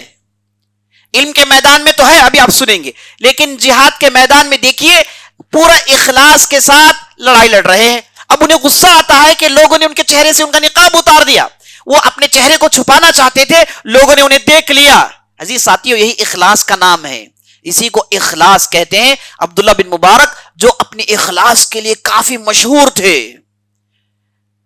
اللہ کے لیے کام کرنا کوئی ان سے سیکھے۔ آج افسوس ہمارا معاملہ یہ ہے کہ ہم میں سے کوئی آدمی یہ کوئی چیز صدقے میں دے دے تو اس میں اپنا نام لکھنا نہیں بھولتا ہے نا، یہ آج ہمارا معاملہ ہے۔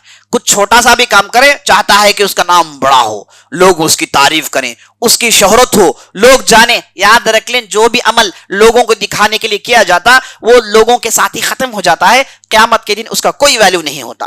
تو عبداللہ بن مبارک عزیز ساتھیوں، جن کی زندگی میں آپ کے سامنے مختصر پیش کرنے والا ہوں، یہ آپ نے دیکھ لیا کہ ان کے اندر کتنا اخلاص تھا۔ یہ اخلاص حقیقت میں انہوں نے اپنے والد کے پاس سے وراثت میں لیا تھا۔ ان کے والد جن کا نام مبارک بن واضح تھا، وہ ایک ترکی النسل آدمی تھے۔ ان کی والدہ وہ خوارزمیہ عورت تھی۔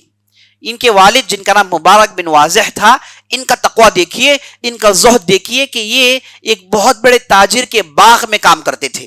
ان کا کام باغبانی تھا، درختوں کی حفاظت کرنا تھا۔ اب دیکھیے اس واقعے سے آپ کو معلوم ہوگا کہ ان کے اندر کتنا بڑا تقوی تھا۔ ایک مرتبہ ایک مالک ان سے کہتا ہے مبارک سے، اے مبارک جا کر میرے لیے انار لاؤ۔ تو مبارک جاتے ہیں، یہ انار توڑ لاتے ہیں اور مالک کے سامنے پیش کرتے ہیں۔ مالک اس انار کو کھول کر کھاتا ہے تو ترش نکلتا ہے، کڑوا نکلتا ہے۔ وہ مبارک سے کہتا ہے کہ کیسے انار کو تم نے پیش کر دیا، جاؤ اچھے انار کو لاؤ، میٹھا انار لے کر آؤ۔ پھر گئے، ایک دوسرا انار پیش کیا، پھر اسے کھول کر کھاتے ہیں، وہ بھی ترش نکلتا ہے۔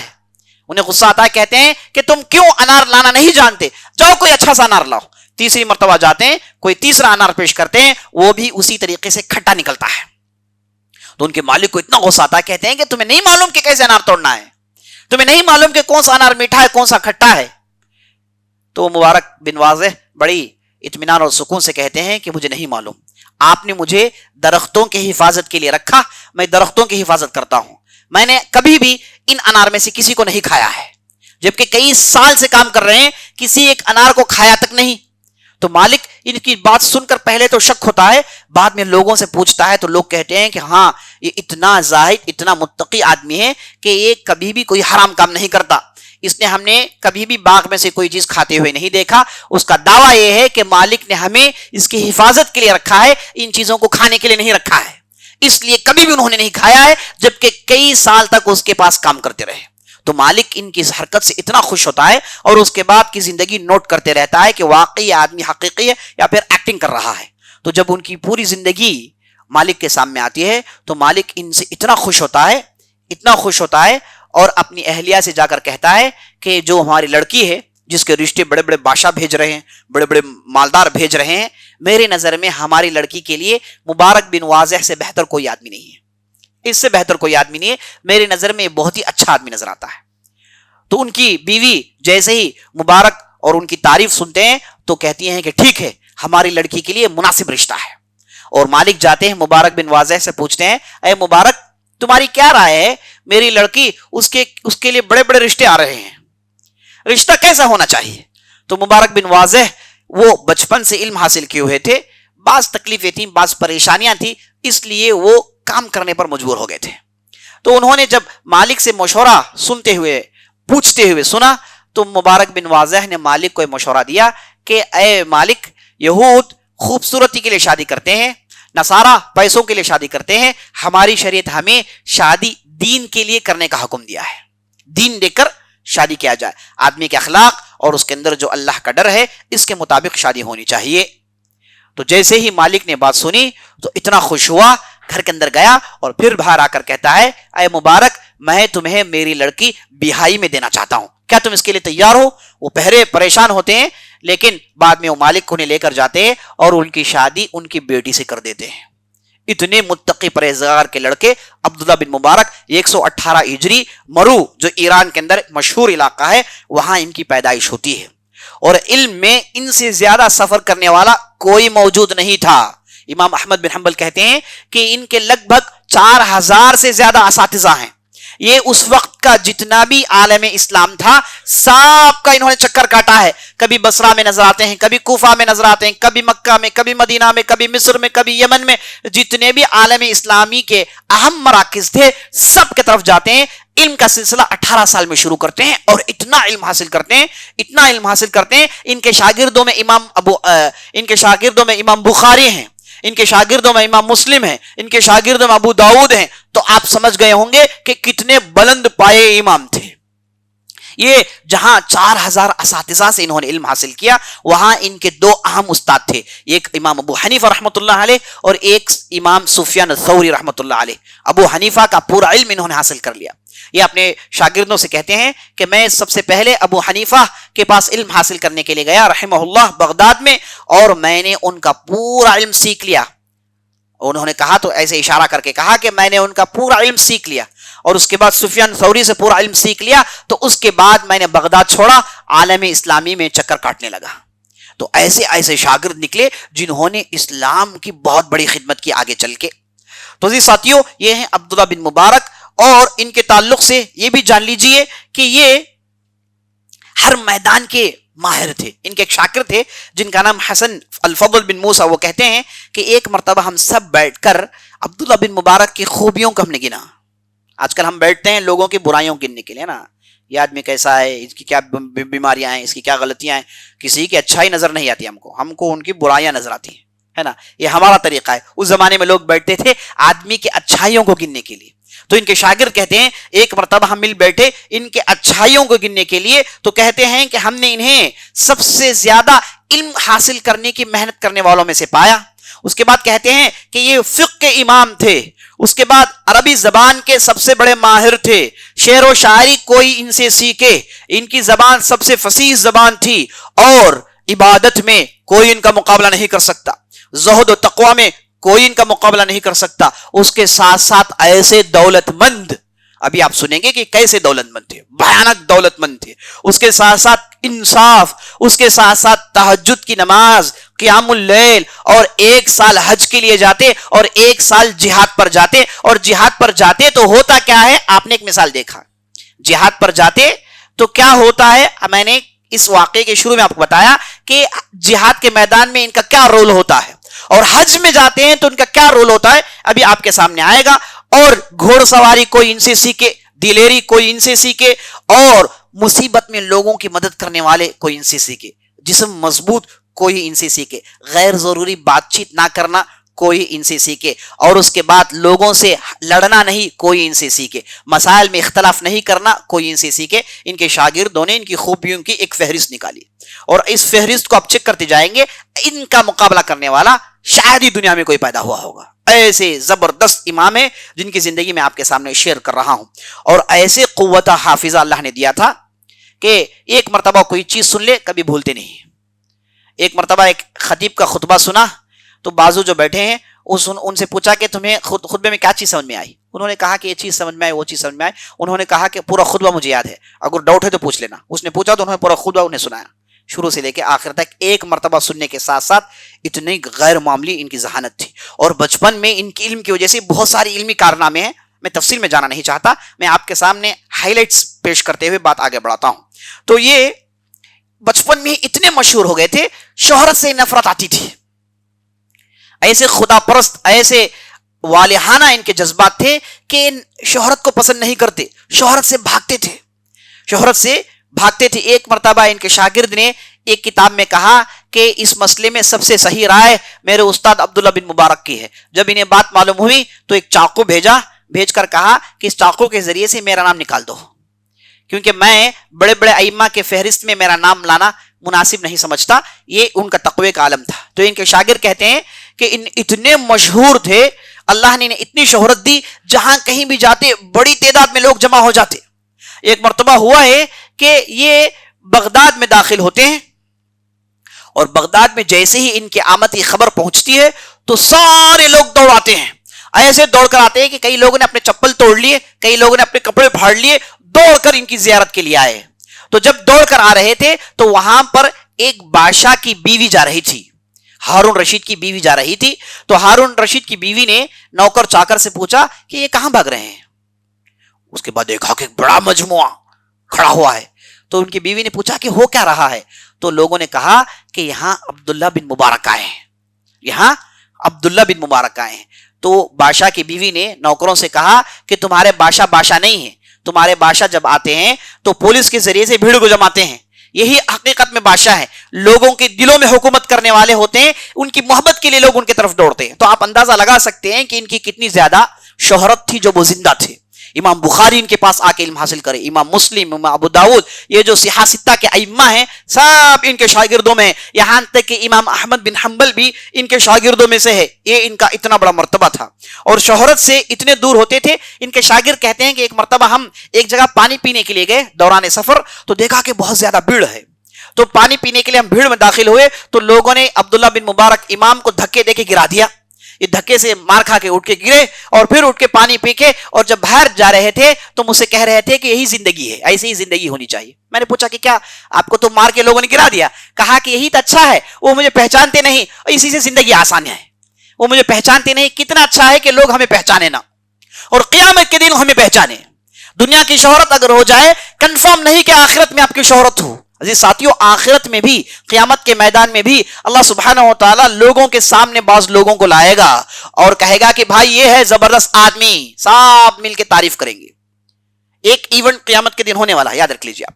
لوگوں کے سامنے اچھے لوگوں کو لایا جائے گا، حافظ القرآن کے والد کو لایا جائے گا اور کہا جائے گا کہ یہ وہ آدمی ہے، اس نے اپنے لڑکے کو قرآن حفظ کروایا، اور اسے ایک بہت بڑا تاج پہنایا جائے گا اور زبردست لباس پہنایا جائے گا لوگوں کے سامنے. اسی طریقے سے بعض ظالموں کو لایا جائے گا، کہا جائے گا کہ یہ ظالم، اس نے ایسے ایسے کام کیے، سب لعنت بھیجیں گے اس پر، اور لوگوں کے سامنے ذلیل کیا جائے گا. قیامت کے اہم ایونٹس میں سے ایک ایونٹ ہے. جو دنیا میں چھپ چھپ کے برائیاں کرتے تھے انہیں لوگوں کے سامنے لا کر کھڑا کیا جائے گا اور ان کی برائیوں کی تفصیل بیان کی جائے گی. اسی لیے آخرت کو کیا کہا گیا؟ یوم التغابن، دھوکے کا دن. لوگ آئیں گے کچھ سوچ کر، لیکن وہاں کچھ اور ہوگا. اللہ حفاظت فرمائے. تو عبداللہ بن مبارک دیکھیے کیسے شہرت سے بھاگا کرتے تھے. اسی طریقے سے خوف خدا، جب بھی کوئی اندھیرا ہو جائے تو ان کی آنکھوں سے آنسو شروع ہو جاتے ہیں. لوگ پوچھتے تو کہتے کہ مجھے قبر یاد آ گئی، قبر میں ایسے ہی اندھیرا ہوگا. تو یہ ان کے اہم اوصاف میں سے. اسی طریقے سے چلیے میں آپ کو ان کی دولت مند کی چند واقعات بیان کرتا ہوں. یہ خراسان کے بہت بڑے تاجر تھے، اتنی علم اتنی شہرت ہونے کے ساتھ ساتھ بہت بڑے تاجر تھے. خراسان سے قیمتی سامان لاتے اور مکے میں اس کی تجارت کرتے اور ڈھیر سارا فائدہ کماتے. ان کے ایک شاکر جن کا نام فضیل بن عیاض جو کہ بہت بڑے امام ہیں، انہوں نے ایک مرتبہ پوچھا آپ ہمیں زہد کی دعوت دیتے ہیں، دنیا کی دوری کی دعوت دیتے ہیں، دولت مند سے دوری کی دعوت دیتے ہیں، یہ کیا آپ کر رہے ہیں؟ آپ کی تو تجارت چل رہی ہے. تو عبداللہ بن مبارک نے کہا کہ میں اس لیے کرتا ہوں تاکہ لوگوں کے سامنے محتاجی جھیل لوں، لوگوں کے سامنے ہاتھ نہیں پھیلاؤں. یہ اس لیے کرتا ہوں تاکہ میں مجھ جیسوں پر خرچ کروں. میں اس لیے کماتا ہوں جو لوگ علم حاصل کرتے ہیں ان پر خرچ کروں، کیونکہ دنیا میں علم حاصل کرنے سے بہتر کوئی اچھا کام نہیں. دنیا میں علم حاصل کرنے سے بہتر کوئی اچھا کام نہیں. جو لوگ علم حاصل کرتے ہیں ان کے پاس عام طور پر پیسے نہیں ہوتے، وہ محتاج ہوتے ہیں. اور ان کے استاد ابو حنیفہ رحمۃ اللہ علیہ سے انہوں نے سیکھا کہ وہ بھی بہت بڑے تاجر تھے، ساتھ ساتھ بہت بڑے عالم تھے، تو جو بھی محتاج ہوتے ان پر بے دریغ خرچ کرتے تھے. تو عبداللہ بن مبارک کہتے ہیں کہ میں نے ان پیسوں کو جمع کیا تاکہ بے دریغ خرچ کروں. یہ چند مثالیں آپ کے سامنے آئیں گی، آپ کو معلوم ہو جائے گا کہ ان کی جو ہے خرچ کرنے کا سٹائل کیا ہے. ایک مرتبہ ایک محتاج آدمی، اتنے بڑے مالدار تھے، بڑا گھر ہوتا تھا اور وہاں پر ہمیشہ لوگوں کا بھیڑ ہوتا تھا جو ان کے پاس پیسے لے جاتے تھے. تو ان کے آفس میں ایک بندہ آیا، وہ آ کر ان سے کہا کہ مجھے 700 درہم کی ضرورت ہے. تو امام صاحب نے ایک لفافہ اٹھایا، کہا کہ جاؤ میرے منشی سے پیسہ لے لینا. تو اس میں انہوں نے لکھا 7000. اس نے مانگا 700، انہوں نے لکھا 7000 اور لفافہ موڑ کے ہاتھ میں دے دیا. کہا کہ جاؤ منشی کے پاس دو، منشی تمہیں پیسے دے گا. تو لفافہ لے کے یہ غریب محتاج منشی کے پاس جاتا ہے اور منشی کھولتا ہے، دیکھتا ہے کہ 7000 بڑی خطیر رقم ہے، بڑی رقم ہے. اور یہ آدمی کو دیکھتا ہے، آدمی تو اس کا مستحق نہیں ہے اتنی بڑی رقم، کہیں امام سے غلطی نہ ہو جائے. اور جان رکھیے عربی زبان میں صفر ڈاٹ ہے، عربی زبان میں جو زیرو ہے اسے ڈاٹ رکھتے ہیں. تو انہوں نے سمجھا کہ غلطی سے ایک ڈاٹ انہوں نے ایڈ کر دیا ہے. تو فوراً انہوں نے جواب میں خط لکھا، کہا کہ کہیں آپ سے غلطی نہ ہو گئی ہو، آپ نے 700 کے بجائے 7000 تو نہیں لکھا ہے. جب انہیں خط ملا عبداللہ بن مبارک اتنا غصہ آیا، انہوں نے واپس کہا کہ یہ جو میں نے لکھا ہے تمہیں دے دینا چاہیے تھا، تم واپس کیوں لکھا؟ اور اسے معلوم ہو گیا کہ میں اسے 7000 دینے والا تھا. میں اصل میں نبی صلی اللہ علیہ وسلم کی حدیث پر عمل کرنا چاہتا تھا جس میں آپ صلی اللہ علیہ وسلم نے کہا کہ مومن کو اچانک خوش کریں گے تو اس کے ڈھیر سارے اجر ہیں قیامت کے دن. اچانک مومن کو خوش کرنا، اس کے لیے ڈھیر سارے اجر ہیں قیامت کے دن. ہم اچانک مومن کو پریشان کرنے میں ماہر ہیں، ہے نا، یہ ہمارا طریقہ ہے. نبی صلی اللہ علیہ وسلم کہتے ہیں اچانک مومن کو خوش کریں. تو میں چاہتا تھا کہ اسے 7000 تم درہم دو تو خوش ہو جائے، تم نے تو پورا بھانڈا پھوڑ دیا ہے. اس کے بعد جواب میں کہا کہ اگر تم نہیں دے سکتے تو ایک کام کرو، تم میری جگہ آ جاؤ، میں میری جگہ تمہاری جگہ چلے جاتا ہوں، وہاں اچھا کام میں کر سکتا ہوں. اس کے بعد نیچے لکھا، کہا کہ 14000 درہم سے دے دیں. تو لفافہ لے کے وہ آدمی پہنچا تو 14000 کے جو سکے دیے گئے، وہ جو غریب تھا اسے سمجھ میں نہیں آیا کہ ہو کیا رہا ہے، تو اسے بنڈل بنڈل سکے دیے گئے اور وہ سکوں کو لے کے خوشی سے باہر نکل گیا. سخاوت کا ایک سٹائل دیکھ لیجیے آپ. اسی طریقے سے سخاوت کا دوسرا بھی سٹائل دیکھ لیجیے. یہ جیسے ہی جہاد کے لیے سفر کرتے، 7 مجاہدین کو لے جاتے اور دوران سفر ان پر خرچ کرتے. اور دوران سفر ان کے پاس ایک ایونٹ ہوتا جس میں ہوتا یہ کہ بڑے تشت کو لاتے، اسے دینار سے بھر دیتے اور اس کے اوپر ایک کپڑا اڑا دیتے، اور جتنے بھی مجاہدین ہیں ان کے درمیان ان کا غلام اس تشت کو لے کر چلتا، جو بھی جتنا بھی چاہیے وہ کپڑا اٹھاتا، اندر ہاتھ ڈال کے نکال لیتا. آج کل ہوتے تو پورا نہیں لیتے، ہے نا، یہ ہمارا طریقہ ہے. وہ مجاہدین تھے تو وہ ہاتھ ڈال کے انہیں جتنی ضرورت تھی وہ لے لیتے تھے. اور یہ جب تک ان کے پاس جو سکے لائے ہیں، اشرفیاں لائے ہیں، خالی نہ ہو جائے تب تک کرتے رہتے. یہ ان کے سخاوت کا سٹائل تھا. بڑا ہی عجیب و غریب ہے لیکن یہ حقیقت ہے. اللہ اکبر. اور حج کے لیے جاتے تو اس کا بھی سٹائل سن لیجیے. حج کے لیے جاتے تو سب سے پہلے اعلان کرتے کہ میں حج کے لیے جاتا ہوں. اب بہت بڑے عالم ہیں، ان کے ساتھ حج کرنا کون نہیں پسند کرے گا، سب آ جاتے ہیں، فقیر بھی ہے، امیر بھی ہے، سب آ جاتے ہیں. سب سے کہتے ہیں کہ حج کا خرچہ اتنا نکلنے والا ہے. سب سے کہتے ہیں کہ حج کا خرچہ جو تم دے سکتے ہو دو. تو جو بھی پیسے دیتے وہ پیسوں کو لیتے، ایک پوٹلی میں ڈالتے، اسے باندھ کر اس کے اوپر آدمی کا نام لکھ لیتے اور اپنے پاس پورے ان دستوں کو جمع کر لیتے. اور اس کے بعد حج کا سفر شروع ہوتا اور راستے میں یہ اعلان کرتے کہ تم جو چاہے کھاؤ، یہ سب تمہارے پیسوں سے ہے، تم جو چاہے کھاؤ، جو آدمی چاہتا جتنا چاہتا کھاتے رہتا۔ اور ان کی سخاوت کا ایک سٹائل یہ بھی ہے کہ روزانہ ان کے گھر میں 2 بچڑے ذبح کر کے اس کے گوشت کا سالن بنا کے تقسیم کرتے تھے۔ یہ روزانہ ان کا طریقہ تھا۔ اللہ اکبر۔ علم، زہد، تقوی، قیام اللیل، اللہ کی عبادت، حدیث، فقہ، قرآن، اس کے ساتھ ساتھ یہ بھی دیکھیے۔ اللہ اکبر۔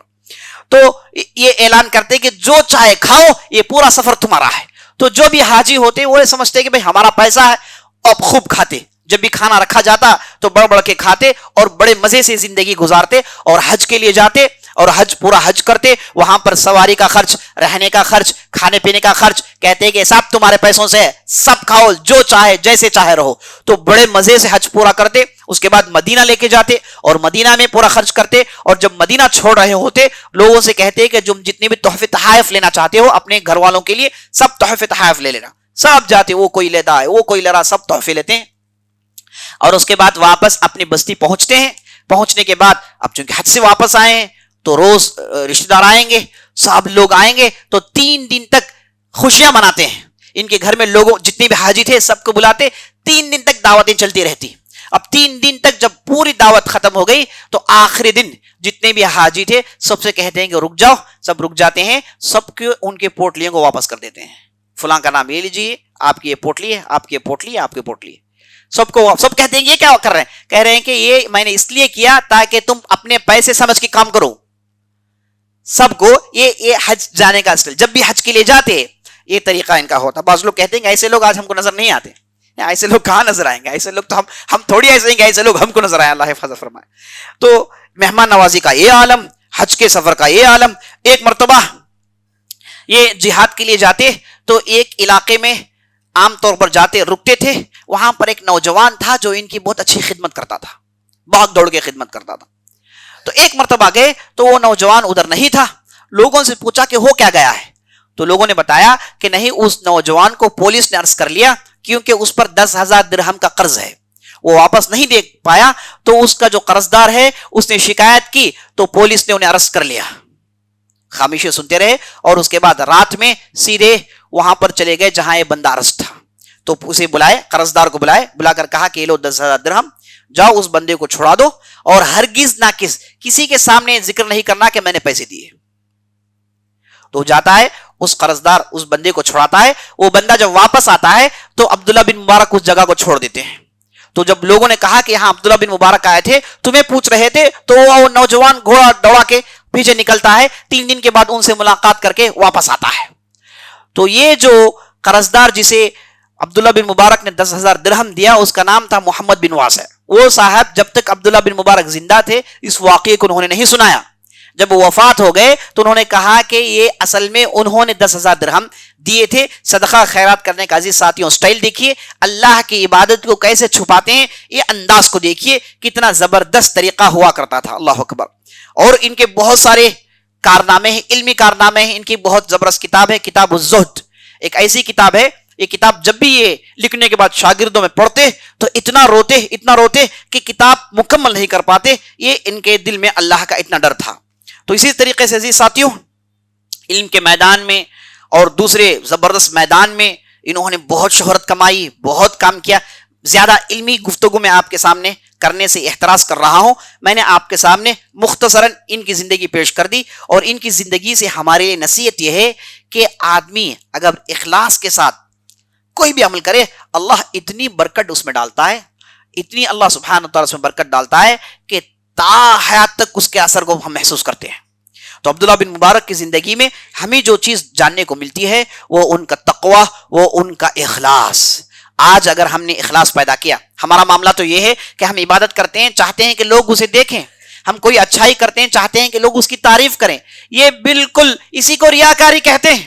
اور ریاکاری یہ شرک اصغر ہے، شرک کی چھوٹی قسم ہے، اور ریاکاری کرنے سے پورے اعمال ضائع ہو جاتے ہیں۔ منافقین ہیں جو ریاکاری کرتے ہیں، یراؤون الناس، جب بھی عمل کرتے ہیں لوگوں کے اندر ریاکاری کو مشہور کراتے ہیں۔ یہ منافقین کا طریقہ ہوتا ہے۔ اب جو لوگ مومن ہوتے ہیں، عمل کرتے ہیں، عمل کو چھپاتے ہیں، عمل کرتے ہیں، عمل کو چھپاتے ہیں، کوشش کرتے ہیں کہ کوئی یہ عمل جان نہ پائیں تاکہ قیامت کے دن اس کا بھرپور بدلہ ملے۔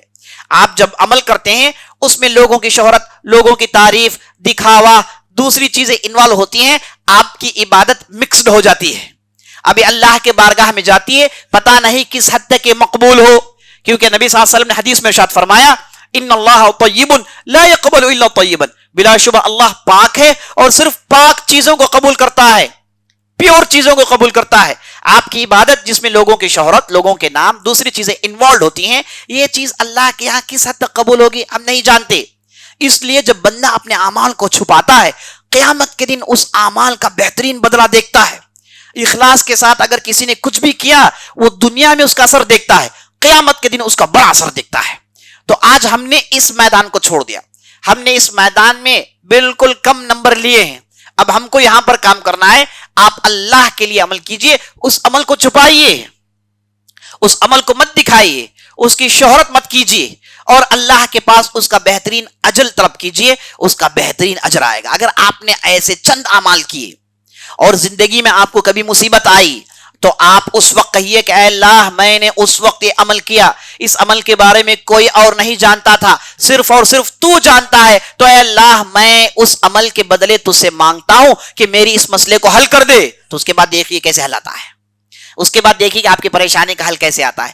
غیباً آپ تصور نہیں کریں گے، اللہ سبحانہ وتعالیٰ آپ کے مسئلے کو حل کر دے گا۔ تو ان کی زندگی سے اخلاص کا بڑا درس ہم کو حاصل کرنا ہے۔ اگر آپ نے اپنے دل میں اخلاص پیدا کر لیا، غیر معاملی کامیابی حاصل کر سکتے ہیں، غیر معاملی کامیابی حاصل کر سکتے ہیں۔ اور اللہ نے پہلے کہہ دیا الا للہ الدین الخالص، اللہ سبحانہ وتعالیٰ بندوں کے دین میں سے جو صرف پیور ہے وہی لیتا ہے، جس میں مکسیشن ہو گیا یہ اللہ کے پاس مقبول نہیں ہے۔ جتنا عمل آپ کا پیور ہوگا اتنا اللہ سبحانہ وتعالیٰ اسے مقبول کرے گا۔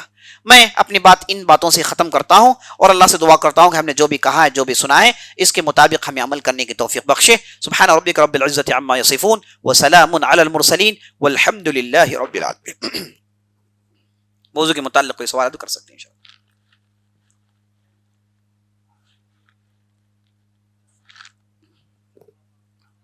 فاعف عنا یا پھر فاعف عنی، اے اللہ مجھے معاف کر دیں۔ اللہ تو بلا شبہ مغفرت ہے، معاف کرنے والا ہے اور معاف کرنا پسند کرتا ہے، لہٰذا مجھے معاف کر دے، یہی معنی ہے اس کا انشاءاللہ۔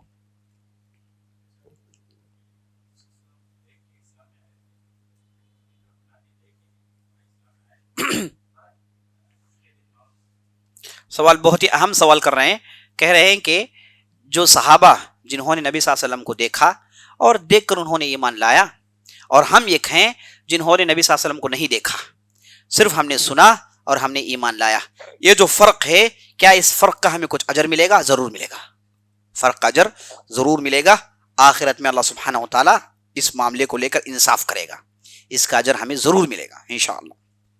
اور نبی صلی اللہ علیہ وسلم نے حدیث میں کہا، نبی صلی اللہ علیہ وسلم نے کہا کہ تم میرے اصحاب ہو، تمہارے بعد ایسے لوگ آئیں گے جنہوں نے مجھے دیکھا نہیں ہوگا لیکن میرے دین پر عمل کرے گا، وہ میرے بھائی ہیں، اخوانی۔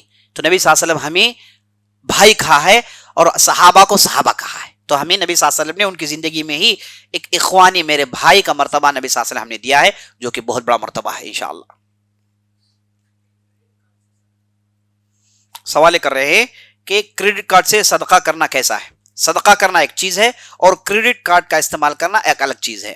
آدمی صدقہ کرتا ہے اپنے حلال کمائی سے، جو بھی اس نے حلال کمایا ہے اس سے صدقہ کرتا ہے، ایسے صدقہ کو اللہ سبحانہ وتعالیٰ قبول کرتا ہے۔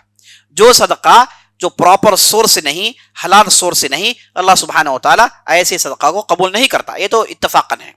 تو حرام سورس سے کسی نے کچھ پیسے کما لیے، اس کا وہ صدقہ نہیں کرے گا، توبہ کرے گا، استغفار کرے گا، اس پیسے کو ڈسپوز کرے گا، بغیر ثواب کی نیت کے اسے ڈسپوز کرے گا۔ جیسے کسی کے کپڑے میں کوئی گندگی لگ گئی تو وہ دھو کر اسے صاف کرتا ہے، بالکل اسی انداز میں وہ ان چیزوں کو ڈسپوز کرے گا بغیر ثواب کی نیت کے۔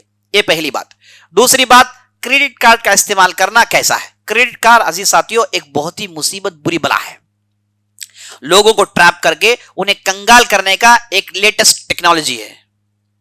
آدمی سوچتا ہے کہ ایک مرتبہ کروں گا، میں نے جو پیسے لیے اتنا ہی واپس کروں گا، 1 لاکھ لیا ہوں ایک ہی واپس کروں گا اور وقت مقرر پر واپس کر دوں گا۔ آپ ایک مرتبہ کریں گے؟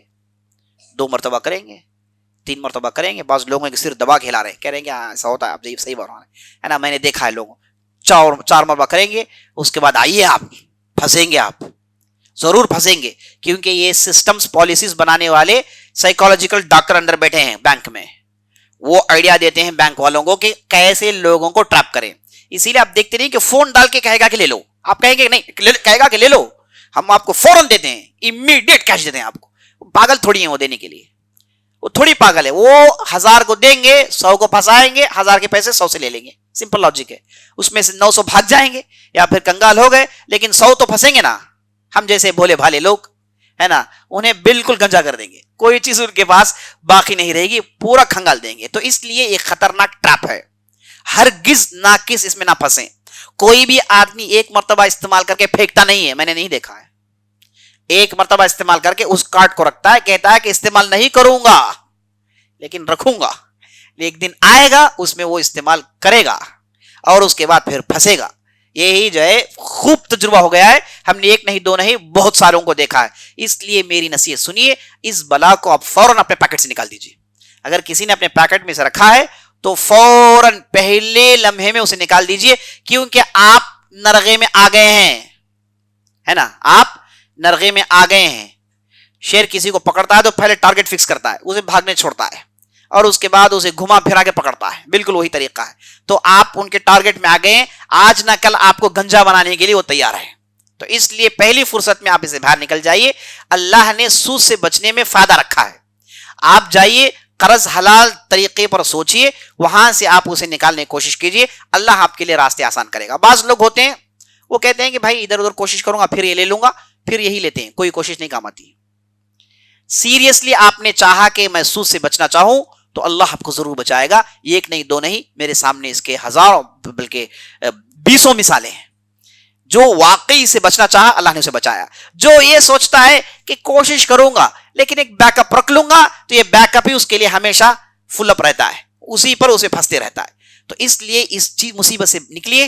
اسے استعمال کرنا سن لیجئے حرام ہے. کریڈٹ کارڈ کا استعمال حرام ہے. آپ کہیں گے کہ میں نے 1 لاکھ لیا اور وقت مقرر میں نے 1 لاکھ دے دیا. بینک والا پاگل تھوڑی کہ آپ کو 1 لاکھ دے، پاگل ہے وہ آپ کو پھنسانا چاہتا ہے. آپ دے دیے، لیکن آپ جیسے کتنے لوگ پھنس گئے ہیں. کئی لوگوں نے سوسائڈ کر لیا ہے، انہوں نے گنڈے اپنے پاس رکھے ہیں. بینک والے گنڈوں کو ریکروٹ کیا ہوا ہے، پولیس والے گنڈے ہیں جو آپ کو بھگا کے گھما پھرا کے آپ کو لوٹیں گے خوب. آپ کو اس کے ساتھ ساتھ ذلت جھیلنی ہے. اور کتنے ایسے ہیں جو میں جانتا ہوں جو ابسکانڈ ہو گئے، جن کے پرس میں کھولیں گے تو 6 کریڈٹ کارڈز ہیں. کریڈٹ کارڈز ابسکانڈ ہو گئے بستی سے، اس کے استعمال کی وجہ سے. اب وہ اپنے گھر میں نہیں ہے، اللہ حفاظت فرمائے. تو یہ بہت ہی بری بلا ہے، آپ اسے فوراً باہر آئیے. یہ سود ہے، یہ استعمال کرنا حرام ہے. تو کریڈٹ کارڈ کا استعمال کرنا میں نے آپ کو بتا دیا.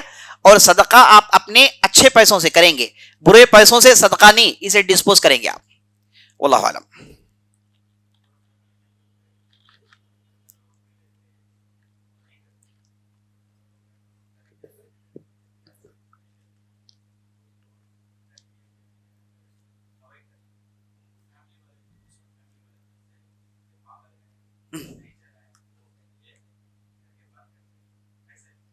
کیسا ریئیکٹ کریں؟ بہت ہی اچھا سوال کر رہے ہیں. کہہ رہے ہیں کہ جب کوئی آدمی حرام سے بچنا چاہتا ہے، نیک بننا چاہتا ہے، فیملی والے پورے مل کے پاگل کہتے ہیں، دیوانہ کہتے ہیں. آپ کو جب بھی وہ پاگل کہیں تو آپ خوش ہو جائیں، کہیں کہ مجھے کریڈٹ مل گیا، مجھے سرٹیفکیٹ مل گیا. کیونکہ یہ سرٹیفکیٹ ہمیشہ انبیاء کو دیا گیا ہے. یہ پاگل مجنون کا جو سرٹیفکیٹ ہے، جتنے بھی انبیاء ہیں سب کو یہ سرٹیفکیٹ ملی ہے. تو آپ بھی اس فہرست میں آ گئے. اسی بڑی خوش کی بات کیا ہے کہ آپ انبیاء کے فہرست میں آ گئے. انہیں پاگل کہا گیا اور آپ کو بھی پاگل کہتے ہیں. انہیں بھی لوگوں نے دیکھ کر ہنسا اور آپ کو بھی دیکھ کر ہنستے ہیں. آپ کو معلوم ہے کہ آپ کس لیے کرتے ہیں. حرام میں کما کے عمارتیں کھڑی کرنا آسان ہے نا. حرام میں کما کے عمارتیں کھڑی کرنا آسان ہے. حلال میں کما کے دکھائیے. چیلنج یہی دنیا کے یہی چیلنج ہے. حرام میں تو سب کر سکتے ہیں. کتنے لوگوں ٹوپی بنا سکتے ہیں آپ، ہے نا. اس کے تو جو وہ خود طریقے سکھاتے ہیں آپ کو. بینک مینیجر ہی بتائے گا آپ کو کہ کیسے آپ ٹوپی بنا سکتے ہیں بینک کو، ہے نا. وہ اسے کچھ پیسے دے دیجیے، وہ مل جائے گا ساتھ آپ کے. تو نعوذ باللہ، حرام کما کے بڑی بڑی عمارتیں کھڑی کرنا یہ کوئی چیلنج نہیں ہے. چیلنج یہ ہے کہ آپ حلال کمائیں، حلال کما کے عمارتیں کھڑی کرائیے. یہ ہے چیلنج جس میں آپ صحیح اتریں گے. ورنہ حرام کما سب کے لیے آسان ہے. تو جب بھی لوگ آپ کا ٹھٹا مذاق اڑاتے ہیں آپ خوش ہو جائیں. ان کی باتوں کا کوئی اثر نہیں. آپ جب کامیاب ہو جائیں گے یہی پوری زبانیں آپ کی تعریف کریں گی. نہ ان کی تعریف سے آپ خوش ہوئیے، نہ ان کے لان تان ٹھٹے مذاق سے آپ غم میں آئیے، بالکل بیچ میں رہیے. آپ کے اندر ایک امیونٹی پاور پیدا ہونا چاہیے. ایمان جب آپ کے اندر آتا ہے تو آپ کے اندر ایک امیونٹی، ایک وال آپ کو کریٹ کرنا پڑتا ہے. یہ وال کیا ہے؟ تعریف بھی لگ کے جمپ ہو جائے، لان تان بھی لگ کے جمپ ہو جائے، آپ ایسے ہی سیف رہیں. تو ویسا ایک امیونٹی فورس آپ اپنے اندر کریٹ کیجئے جو کہ بہت سارے لوگوں نے پہلے کر لیا ہے. آپ نہیں کیے ہیں تو فوراً کر لیجئے، کیونکہ اس میں آپ کا فائدہ ہے. تو لوگوں کی تعریفیں اس سے بھی کچھ فائدہ نہیں ہے، لوگوں کے لان تان اس سے بھی کچھ فائدہ نہیں ہے. آپ سیدھے صراط مستقیم پر چلتے رہیے، انشاءاللہ اللہ آپ کی ذمہ داری لے لے گا. تو حرام کرنے پر لان تان کرنا، مذاق اڑانا، یہ ہمارے معاشرے میں عام ہے. آپ ان کی باتوں میں مت جائیے بلکہ خوش ہو جائیے. یہ سمجھیے کہ یہ آپ کو ہمت افزائی کر رہے ہیں، یہ آپ کو انکریج کر رہے ہیں حلال کام کرنے کے لیے. صحابہ ایسے ہی تھے، لوگوں نے انہیں لان تان کیا تو اور دین میں مضبوط ہو جاتے تھے. تو جب آپ کو لوگ روکنا چاہیں تو اور آپ دین میں مضبوط ہو جائیے، اور حرام سے آپ بچیے اور حلال راستے میں جائیے. انشاءاللہ ان کے کہنے سے کچھ ہونے والا نہیں ہے، کچھ ہونے والا نہیں ہے. لیکن یقین جان لیجئے، 100% یقین جان لیجئے، اگر آپ نے دین میں ثبات قدمی، سٹیٹ فاسٹ ہو کر اس پر آپ نے عمل کیا، یہ جو مذاق کر رہے ہیں یہ آپ کی تعریف کریں گے. 100% یقین رکھیے انشاءاللہ. آمین.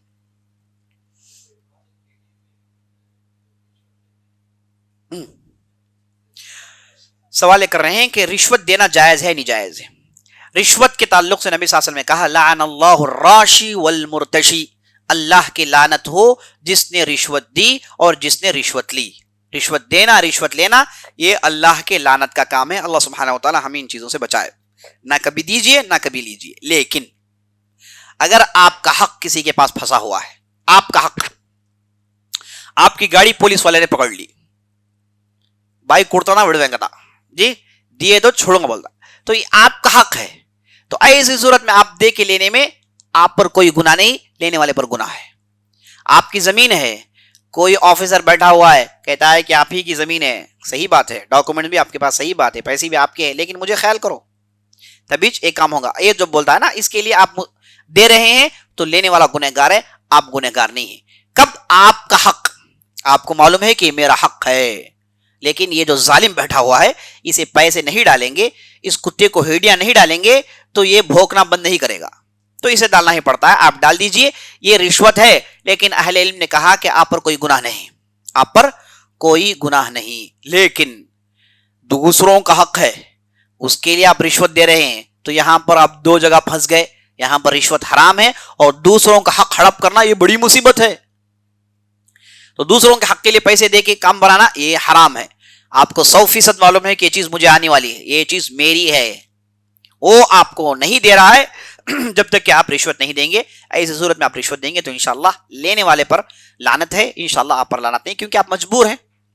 لا یکلف اللہ نفسا الا وسعها، اللہ سبحانہ وتعالی نفس میں اتنی ہی زور ڈالتا ہے جتنا وہ برداشت کر سکتا ہے.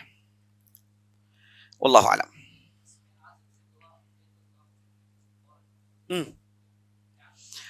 جی دیکھیے، ایک صحابی نبی صلی اللہ علیہ وسلم کے زمانے میں مسجد میں آتے ہیں، تو آ کر انہوں نے کہا اللہم انی اسألک بانک انت اللہ الاحد الصمد الذی لم یلد ولم یولد ولم یکن لہ کفوا احد. اے اللہ میں تجھ سے مانگتا ہوں کیونکہ تو احد ہے، تو بے نیاز ہے، نہ تجھے کسی نے جنا نہ تو کسی کو جنتا ہے، تیرے جیسا کوئی نہیں. تو سورہ اخلاص کی یہ اوصاف کو لے کر اللہ کے پاس مانگتے ہیں.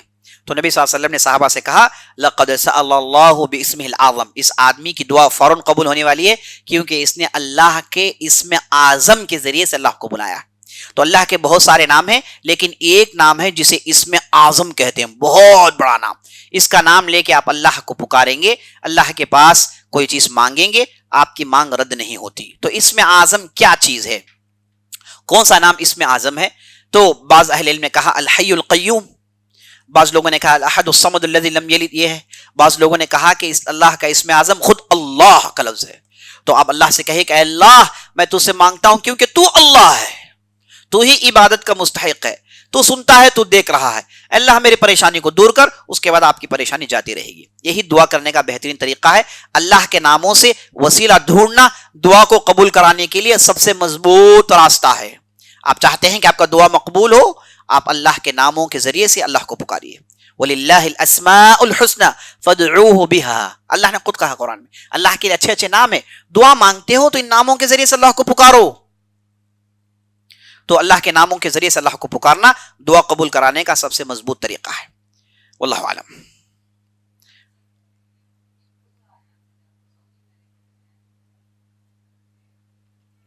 ہاں نہیں، سوال یہ کر رہے ہیں کہ بعض لوگ چاند ہے نا سعودی کو فالو کرتے ہیں، تو ان لوگوں کے لیے کل ان کے لیے 21ویں رات تھی، تو کل سے ان کے لیے تاخیرات شروع ہو گئی، اس کا کیا مسئلہ ہے؟ دیکھیے، آپ جس علاقے میں رہتے ہیں وہاں کے مسلمان جب چاند دیکھتے ہیں تو آپ رمضان شروع کریے، جب وہ چاند دیکھتے ہیں تو آپ عید منائیے، کیونکہ آپ جس معاشرے میں رہتے ہیں ان سے کٹ کے عید منانا، ان سے کٹ کے رمضان شروع کرنا یہ اچھی بات نہیں ہے. اب دیکھیے اس میں کتنی پریشانیاں شروع ہو جاتی ہیں. ہاں یہ اچھی بات ہے کہ سارے دنیا کے لوگ مکہ کو مانیں اور مکہ کے ہلال کو سب مان لیں، سب کے اندر اتحاد پیدا ہو جائے، اس سے بہتر بات کیا ہو سکتی ہے؟ اور آج کے زمانے میں یہ ہونا بہت آسان ہے، نمٹوں میں آپ کو معلوم ہو جاتا ہے کہ ہلال دیکھ دیا گیا ہے، اور اس ساری کنٹریز کے پاس وہ پوری فیسلٹیز ہیں. لیکن اب یہاں پر چونکہ ہندوستان، پاکستان، ان علاقوں میں کوئی کنگڈم یا پھر کوئی اسلامی بادشاہت یا پھر کوئی اسلامی اسٹیٹ نہیں ہے، یہاں پر ہم ایک سیکولر ملک میں رہتے ہیں، یہاں پر مسلمانوں کے لیے کوئی ہائر اتھارٹی نہیں ہے، اور ہر اسٹیٹ میں مختلف اتھارٹیز ہیں. اور قدیم زمانے کا یہی طریقہ تھا کہ آپ جس علاقے میں ہیں وہاں کے چاند کو مان کر چلیں. تو آج بھی اسی قدیم پرانے فتوے میں یہاں کے لوگ عمل کر رہے ہیں، تو ہم بھی اسی پر عمل کریں گے. اگر ہم بیٹھ کے سعودی کو فالو کرنا شروع کریں گے تو پھر وہی ہوگا جو آپ کہہ رہے ہیں. بعض لوگوں کے گھروں میں 3 عید ہوتے ہیں اور بعض لوگوں کے گھر میں 4. یہ کتنی مصیبت ہے، 4 بیٹے ہیں، ہر روز ایک عید، باپ پریشان، روز عید، ایک عید ہم جان جائیں ہر روز یہاں پر عید ہے. تو اس لیے ایسا کرنا غلط ہے. آپ ایک عید کو مانیے. اس میں بعض لوگ کہتے ہیں کہ بھائی قاضی صاحب کیا بہت بڑے، کیا کچھ بھی بڑے نہیں، تو معلوم ہے ہم کو ہے نا، ایک بڑا ہے جو ہم عید کے روزہ کھول کے کھاتے ہیں، وہ الگ چیز ہے، کچھ بھی بڑے بڑے نہیں ہے. یہ جو ہے اتحاد کے لیے، چونکہ انہیں اتھارٹی بنایا گیا ہے، ان کی بات گورنمنٹ مانتی ہے، تو آپ ان کا مان کر چلے. غلطی ہو تو ان کی ذمہ داری ہے، غلطی ہو گئی قیامت کے دن انہیں پکڑا جائے گا، وہ کھڑے ہوں گے اور وہ جواب دیں گے. ہمیں کوئی مسئلہ نہیں ہے، ہم کہیں گے بھائی ہم نے ان کو مانا، یہ قاضی تھے، یہ ہمارے ذمہ دار تھے، ہم اختلاف کرنا نہیں چاہتے تھے، ہم ان کے پیچھے چلے. غلطی ہو تو اللہ انہیں پکڑ لے، اللہ آپ کو نہیں پکڑے گا انشاءاللہ. تو اس لیے اتحاد کے لیے جس علاقے میں آپ رہتے ہیں وہاں کے چاند کو ماننے میں کوئی حرج نہیں انشاءاللہ.